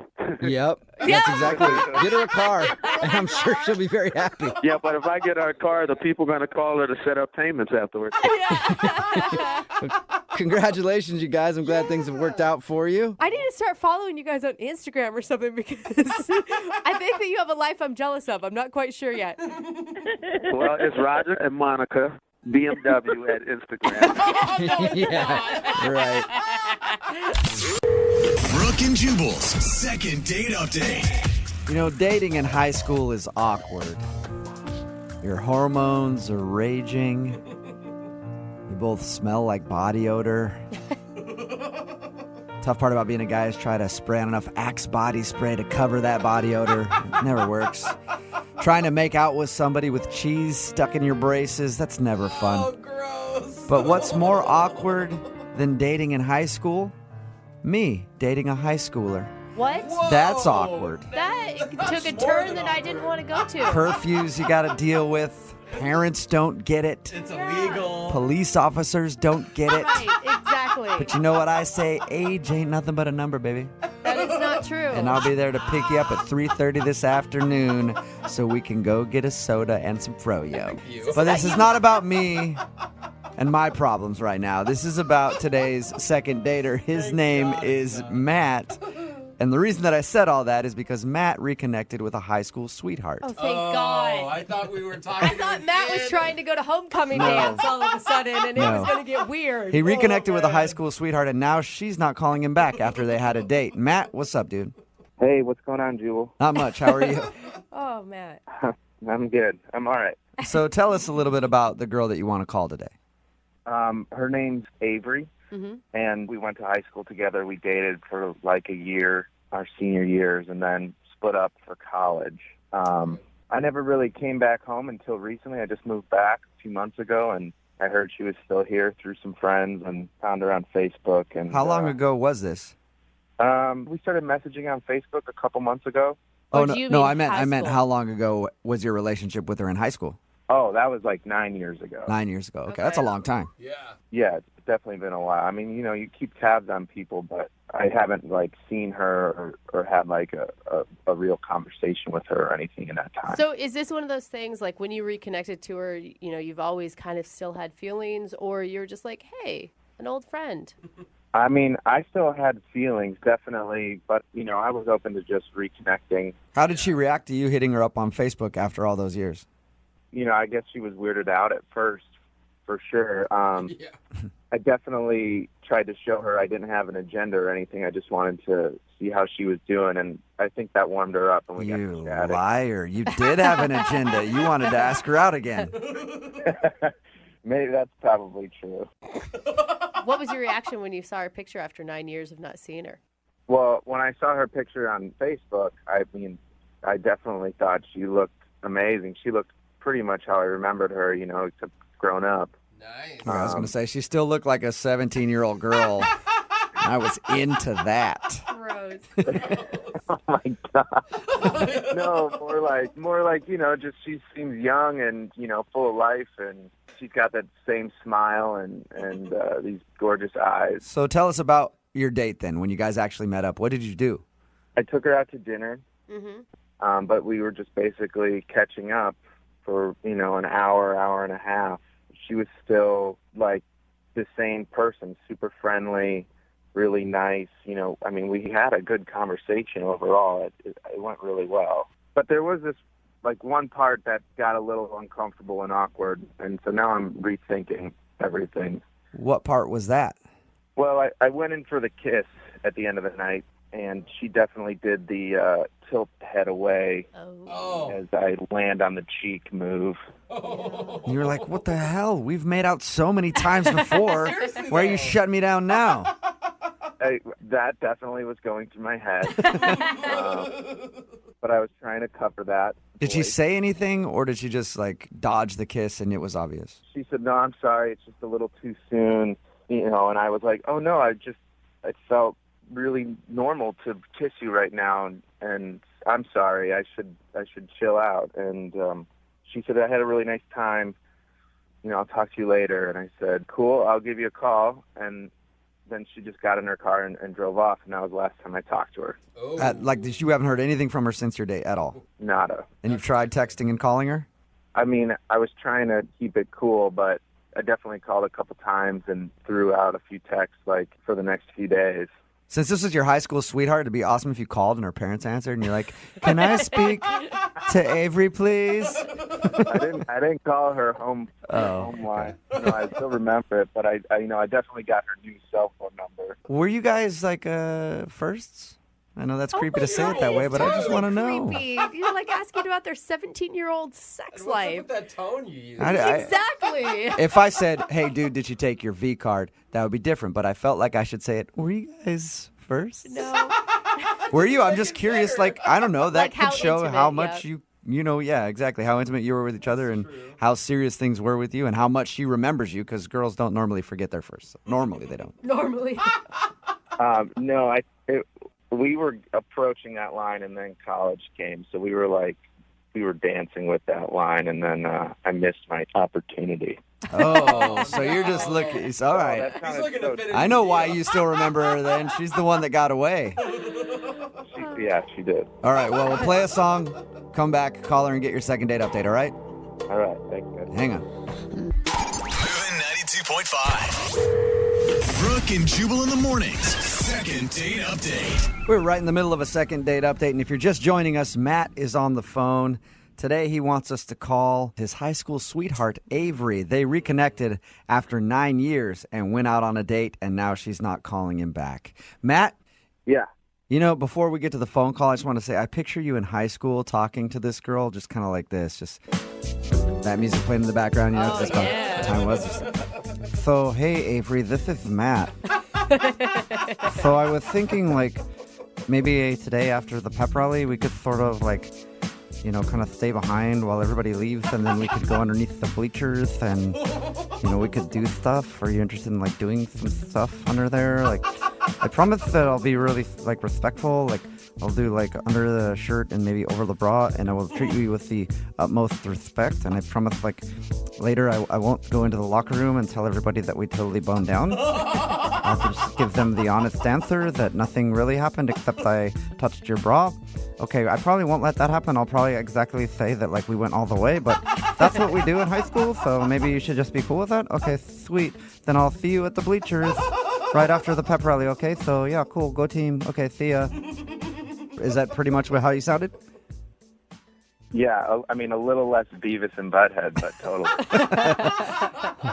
All right, so we're about to call her and get her on the phone and find out why she's not calling him back. If you didn't hear his date, they went out, they had a good time. There was an awkward moment when he tried to kiss her and she said no. Mm-hmm. Yeah. All right, we'll get her on the phone right now and find out why she's not calling you back. Here we go.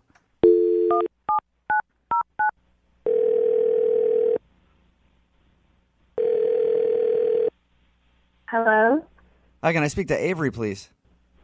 this is. Hey, Avery, how are you? This is Jubal from Brooke and Jubal in the Morning. From what? I'm sorry. From Jubal from Brooke and Jubal in the Morning. It's a radio show. what? Sorry, I don't know. I don't know your radio show. Okay. Well, we're a morning show, and we do a segment on our show called the Second Date Update. Have you ever heard of anything like that? No. What that is where if you go out on a date with somebody and then end up blowing them off, they email us to see if we can get you on the phone and ask if something went wrong. So somebody recently emailed us about you. I haven't really been on any dates, so. Did you go out with a guy named Matt a little while ago who you used to date in high school? Yeah. Okay. Well, Matt emailed us and told us a little bit about your date. Oh my God. Do you mind telling us why you're not calling Matt back? I just, I just think it's better that we don't see each other. Why is that? I mean, what did he tell you guys? I mean, he did tell us he tried to kiss you and you turned him down. Wow. Okay, I'm surprised you shared Yeah. that. So he told us all that, and then he said at the end of the night you just got in your car, drove off, and now you won't answer any of his phone calls or text messages or anything. I guess at a certain point in the conversation during the date, I felt weird. It just started to feel weird. What made you feel weird? Well, at a certain point, we started to talk about high school and reminiscing about that, and he really hammered it home hard, no pun intended, how we never had sex. Like, it never happened between us. Like he talked about how you guys dated in high school, but you just never quite sealed the deal. Got there. Right, exactly. And then he continued to talk about it. How did he talk about that? I'm curious. I did ask him because I'm kind of a creep like that. You might not know me very well, but I was like, hey, were you guys each other's firsts, or did you go all the way since it was a high school relationship? And he said that you guys messed around a lot but never did anything. So how would he keep bringing that up, though? Well, he just said, aren't you curious what it would be like? What? And then he started bringing up memories about, like that one time in the living room when your parents came home, or, we almost did it and then they came home, or, he's like, I learned a lot of stuff in college. I learned a lot. Was he trying to impress you with his newfound skills? I don't know. I mean, it started to get really creepy because he was clearly fixated on it, for a long time. Like, he's really been thinking about it for a long time. It was really obvious. Did he say it that much, or were you just sensitive to it? I mean, he would not let it go, and if that wasn't enough, he kept dipping his carrot in and out of his mashed potatoes as he was talking about it. Gross! Was he doing that on purpose? I'm not sure because it was like this very strange experience where he wouldn't take his eyes off me, but he was moving the carrot up and down in the mashed potatoes. It was really creepy. Even if he wasn't doing it on purpose, I mean, subliminal may be even worse. And locking eyes with me. I mean, it was really creepy. Just staring you down, slowly dipping his carrot into his mashed potatoes. I don't often dip carrots into mashed potatoes, so maybe he was doing it on purpose. Did he? Oh, yeah. Did you tell him that the whole conversation was making you uncomfortable? I I really didn't want to say anything at the time because I didn't want it to be weird. I mean, we had just gotten our food, and I didn't, I was hoping that she would stop talking about it, It's just not the conversation that I wanted to have. I'm surprised he didn't pick up a dinner roll and start violating that with his carrot, too. That does sound like an awkward situation. The only thing more awkward than that, if he was actually on the phone listening, which he is. He's listening to this conversation right now. Oh, my God. Are you kidding me? No, I'm not. Avery, this is Matt. Look, I'm sorry Oh, my God. comfortable, and I had no idea that I was making you feel that way. And the whole carrot in the mashed potatoes thing, that's so embarrassing. Did I really do that? I don't remember doing that. Yes, you did it for the longest time. And you wouldn't stop talking about what it would be like if we did it, and don't you wish we had done it, and remember you give the bus jobs and other, Did you actually say that to her, Matt? I mean, it was definitely on my mind, but at least you're admitting it. I know this sounds so strange, but it was just I really can't explain how my brain and emotions just shot back 10 years, and I just, it was an unbelievable thing, and I just feel I felt this energy and connection between us, and I'm kind of shocked that you didn't, Avery. Taking away all the weird shit I was doing. Well, that's what you were projecting, though, It's I was having a good time, but then you just started licking your lips the whole time. And, so weird. I just felt like you were staring at me like I was an object instead of somebody you used to know, a whole person, I'm sorry. I guess it was just on my mind, We dated for such a long time, and we never fully completed that relationship, you know what I mean? And it's there's no closure there for me. Some people would say that was a full relationship and that there was closure. I guess you guys can just agree to disagree, because it sounds like Matt really, really, really wants to finish what you guys started in high school. Yeah, and that seems like all he wants. So it sounds like Matt hasn't even ever been with another woman, and that he's still fantasizing about his. That's so weird to still be fantasizing about your high school girlfriend.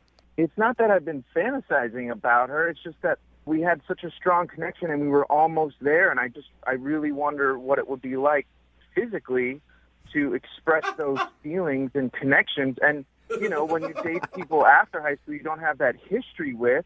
You don't have all that intensity there, and so I just wonder if this would be, a sign of Avery was the one.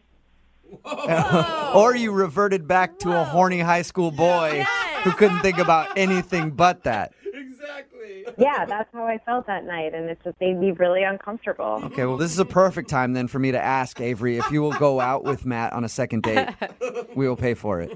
That's a solid no. But he's learned so much since high school. You heard him. No. Matt, sorry that didn't work out for you, but hey, man, at least you have all those high school memories, that'll keep you warm and comfy at night. We spent a lot of time on her parents' lawn chairs with this really comfortable quilt. Oh my God, stop, please, Matt. Brooke and Jubal in the morning. If that wasn't enough, he kept dipping his carrot in and out of his mashed potatoes as he was talking about it. Gross!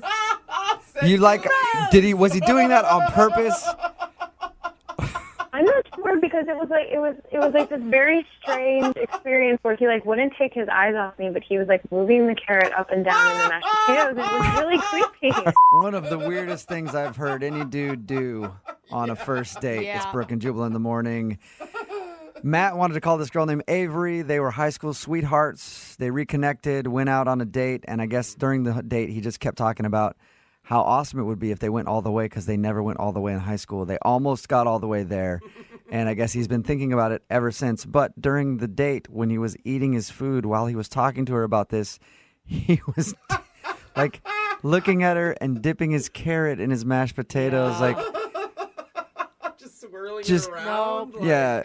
You like that carrot, girl? Somebody texted in at 78592 that says, I can't believe guys can be this clueless. Trust me, I've been a guy all my life. Yes. A lot of us are that clueless. Yeah, and I'm imagining he is just like dipping it and then sucking the mashed Yeah, potatoes just off the carrots slowly. Look how sexy I am right now. If you want a second date update, just email the show, Brooke and Jubal at moving925.com. We will call the person who didn't call you back. Brooke and Jubal's second date update. You know, when you're out on a date, you need to be careful with what you joke about. Okay? Because you could end up offending somebody. My go-to joke on a first date that usually just kills it with the ladies is this little gem right here. I look at them and I go, hey, here's a joke for you. Horse walks into a bar, right? Mm-hmm. Bartender says, Jubal, put your pants back on. That doesn't even make sense. I don't it get makes it. Of course you guys wouldn't. Oh, Think I get about it. There it is. Yeah. The It's ladies just so far usually from the truth. love that joke.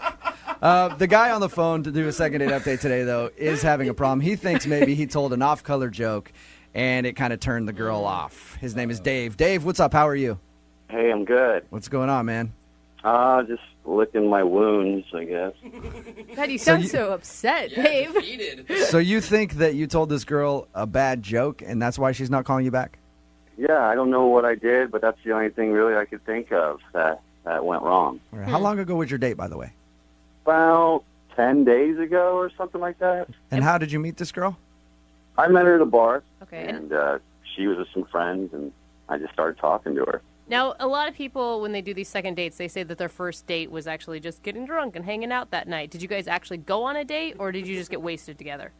Well, we kind of went out together because I was with some friends, and then we ended up kind of breaking off from the group, and then we went to another bar and had a drink. Okay, All right. And that all seemed to go pretty well? Yeah, it went well enough to where I invited her back to my place, and she came over. Oh. That's usually a good sign that a date is going good. Yeah. So tell us about the joke, though, that you emailed. You didn't tell me what the joke was, but you said you may have offended her. Well, I brought her out a drink, and I said, man, wouldn't that be funny if someone mixed something in there or something regarding this? What? No. You made a joke like that to a girl who you just met. Yeah, but, I mean, she came to my place, so... No. No. You don't. I'm guessing she didn't drink the roofie joke drink, right? No, she left. Yeah. Of course she did. Did she leave right away after you're like, hey, some people call me Mr. Cosby? Well, I mean, she made me feel uncomfortable enough by her reaction where I kind of knew it was over right then and there. So. Yeah, it made you feel uncomfortable. Isn't that amazing? Yeah, I know it was a stupid thing to say, man. I know it was dumb. That's one of those moments where you say it, you're like, this is going to be really funny. Yeah. And then you say it, and then you see the look on her face, you're like, oh, crap, I just made a roofie joke to a girl who just came over to my house. Oh, no. Not a good idea. I know, it was like the stupidest thing I ever did. I feel like moments like that, it's like record scratch and then dead silence. What did she say to you? Well, it was kind of like an awkward look, and then I just kind of did the math, and when she said, I'm going to get my Uber, I was like, all right, see ya. Did you try to explain to her, hey, sorry about that, it was just a joke, I didn't... Well, it took a second, but then I said, hey, where are you going? I'm just kidding. It's a joke. And just to prove it to her, I drank her drink, too. Oh, my gosh. I slammed it right in front of her. At that point, you were already too far in the hole. I don't think there's any saving you. So she left, and you haven't heard anything from her. Have you tried to get a hold of her? Oh, my gosh. Yeah, I tried to get a hold of her. I texted her 3 times saying it was just a joke. Oh, my God. I would never call you again. And she hasn't responded to you at all. No, nothing. Do we even need to make the phone call, Jubal? We already know why she's not calling you back. Yeah. So you liked her a lot, though, huh, from your first meeting? Well, yeah, I did. I really did like her a lot. She got this really cute dimple, and she laughed at most of my jokes. Most of them. And so, yeah, I mean, she's pretty, she's smart. I mean, what's not to like? Hey, Dave, I just want to point out, okay, this girl that you just described to us, fun, pretty, attractive, everything else, was at your place after a night at the bars, sitting on your couch, ready to hang out with you all evening, and then you screwed it up with a really poorly timed roofie joke. Gee, thanks for pouring salt in the wound. No problem. That's what I do. Well, we're going to play a song, come back, call her, and get your second date update, okay? Okay. All right, man, hang on. Moving 92.5. 92.5. Brooke and Jubal in the mornings. Second date update. You know, a lot of times when we do these second date updates, we talk to the person about their date, and then we go like, I wonder why they're not getting a call back. Not today. Today, we're pretty sure why Dave, who's on the phone with us right now and about to do a second date update, is not getting a call back. And it's all because of a really bad joke that he told with a girl that he just met. I'll recap real quick. He met her at the bar. They ended up hanging out, having a good time. Went back to his house, and then Dave dropped this gem on her. Go ahead and tell us what you said to her.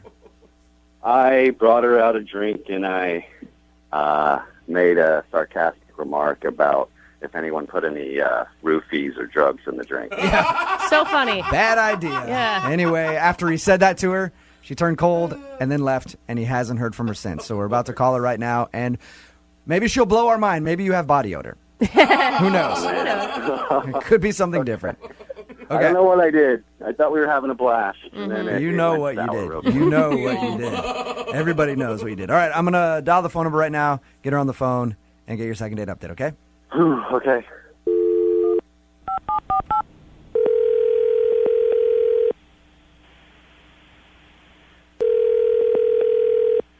Hello? Hi, is Cammie there? Yeah, this is she. Hey, Cammie, how are you? This is Jubal from Brooke and Jubal in the morning. Hi. What's going on? Nothing much. Are you guys calling me? Just calling to check in to see how you're doing. Hey, Cammie. Are you familiar with the show? Kind of.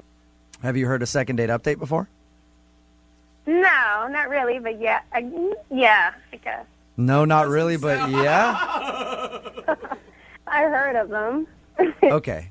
All right. Well, congratulations, Cammie. You're about to be the star of a second date update. Okay, what does that mean? Well, that means that you recently went out on a date with one of our listeners, and he liked you so much that he emailed us and asked us to call you and find out why you're not calling him back. His name is Dave. Oh, my God. Okay. You remember going out with Dave? Yeah, I remember it. Did you not like him? That's an understatement. I don't even have words for it. Okay. He was being so childish. Like, my 5-year-old nephew is more mature than he is. What do you mean by that? I mean, the whole time, like the entire time, food, drinks, everything, he's making like these inappropriate jokes the entire night. So when he brought you a drink and was like, hey, don't worry, didn't put any drugs in there. He told you that? Yeah, he did. He told us that. And that's why he thinks you're not calling him back, because of that joke right there. But it sounds like there's more to it. Oh, no, he has a handful of like jokes. He has a load of jokes. So you didn't feel danger by him when he said that. You were just annoyed. Yeah, I was just annoyed. I felt like I was like babysitting like a grown man the entire time. Then why did you go back to his house if you weren't having a good time with him? I feel like I was giving him another shot. I was like, this is it. But I feel like he's that type of guy to have jokes in his pocket to try to impress a girl. So you think he just memorizes bad jokes just in case he goes on a date? Exactly. What were some of the things that you can remember? Oh, all right. He was like, what did the hurricane say to the coconut tree? What? Hold on to your nuts. This isn't your ordinary blow. And I'm like, what the Oh, my God. Did you laugh at any of these jokes? I choked, which was very ironic. I choked on my drink. I'm confused. Was he just throwing all these bad jokes out at you over drinks, or did it come up casually in a conversation? It was like, got a joke for that. Yeah, like, for example, we were talking about my job, and he was like, what's the difference between my job and a dead prostitute? And I was like, what? He was like, your job still sucks. Are you serious? So he was just... That's awesome that he has all these jokes in the palm of his hand to throw them out there. Oh, my God. It was just so deceiving. I'm like, you are a handsome guy, but you're just so stupid and dumb. Like, why are you... But you still hung out with him all evening. Yeah, because he's cute. He's attractive. And I thought, maybe it's just like he's nervous. I'm going to give him a shot. Like, we went back to his place, and I was like, maybe he'll be a little different in his own atmosphere. That was, that wasn't true either. He's still as childish at home as he is in public. So even with all the bad jokes and everything, you were still in it until he made a roofie joke back at his place. Yeah, I was like, I'm done. I'm done. Call me an Uber. Yeah. Get me out of here. That'll usually kill the mood. Oh, it killed it. It was dead. I can imagine. Cammy, would you like to hear some more of his jokes? No, I actually don't. That's too bad because he's actually on the phone listening right now. And I'm sure he's got many jokes for this occasion. No, he's not. Are you serious? Yes, he is. Guess who? Oh, you're creepy. Cammy? Hi, I Dave. can't believe you don't like my jokes. I don't. Then why were you laughing at all my jokes? Because it was nervous laughter. I thought you would get the hint that this was, like, uncomfortable, you know? I thought we had a good time, and then all of a sudden you just split so fast after that little joke about the drugs and the drinks. Little. No, it wasn't just the drugs and the drinks. It was the other two. It was the other, like, 10 jokes that you were telling the entire night. What, the coconut thing? Everyone loves that joke. No, You could tell I was just kidding. no, I can't. Maybe because I'm an adult and I'm not playing childish games when I'm on a date. Well, I mean, sorry. Next time I'll just tell some, like, more PG-rated jokes. Have these jokes ever worked for you in the past? If I were to rewrite the alphabet, I'll put you and I together. Oh, that's your PG joke. That's bad. PG one. Cammy, why didn't you tell him in the moment, like, hey, enough with the jokes. This is kind of offensive.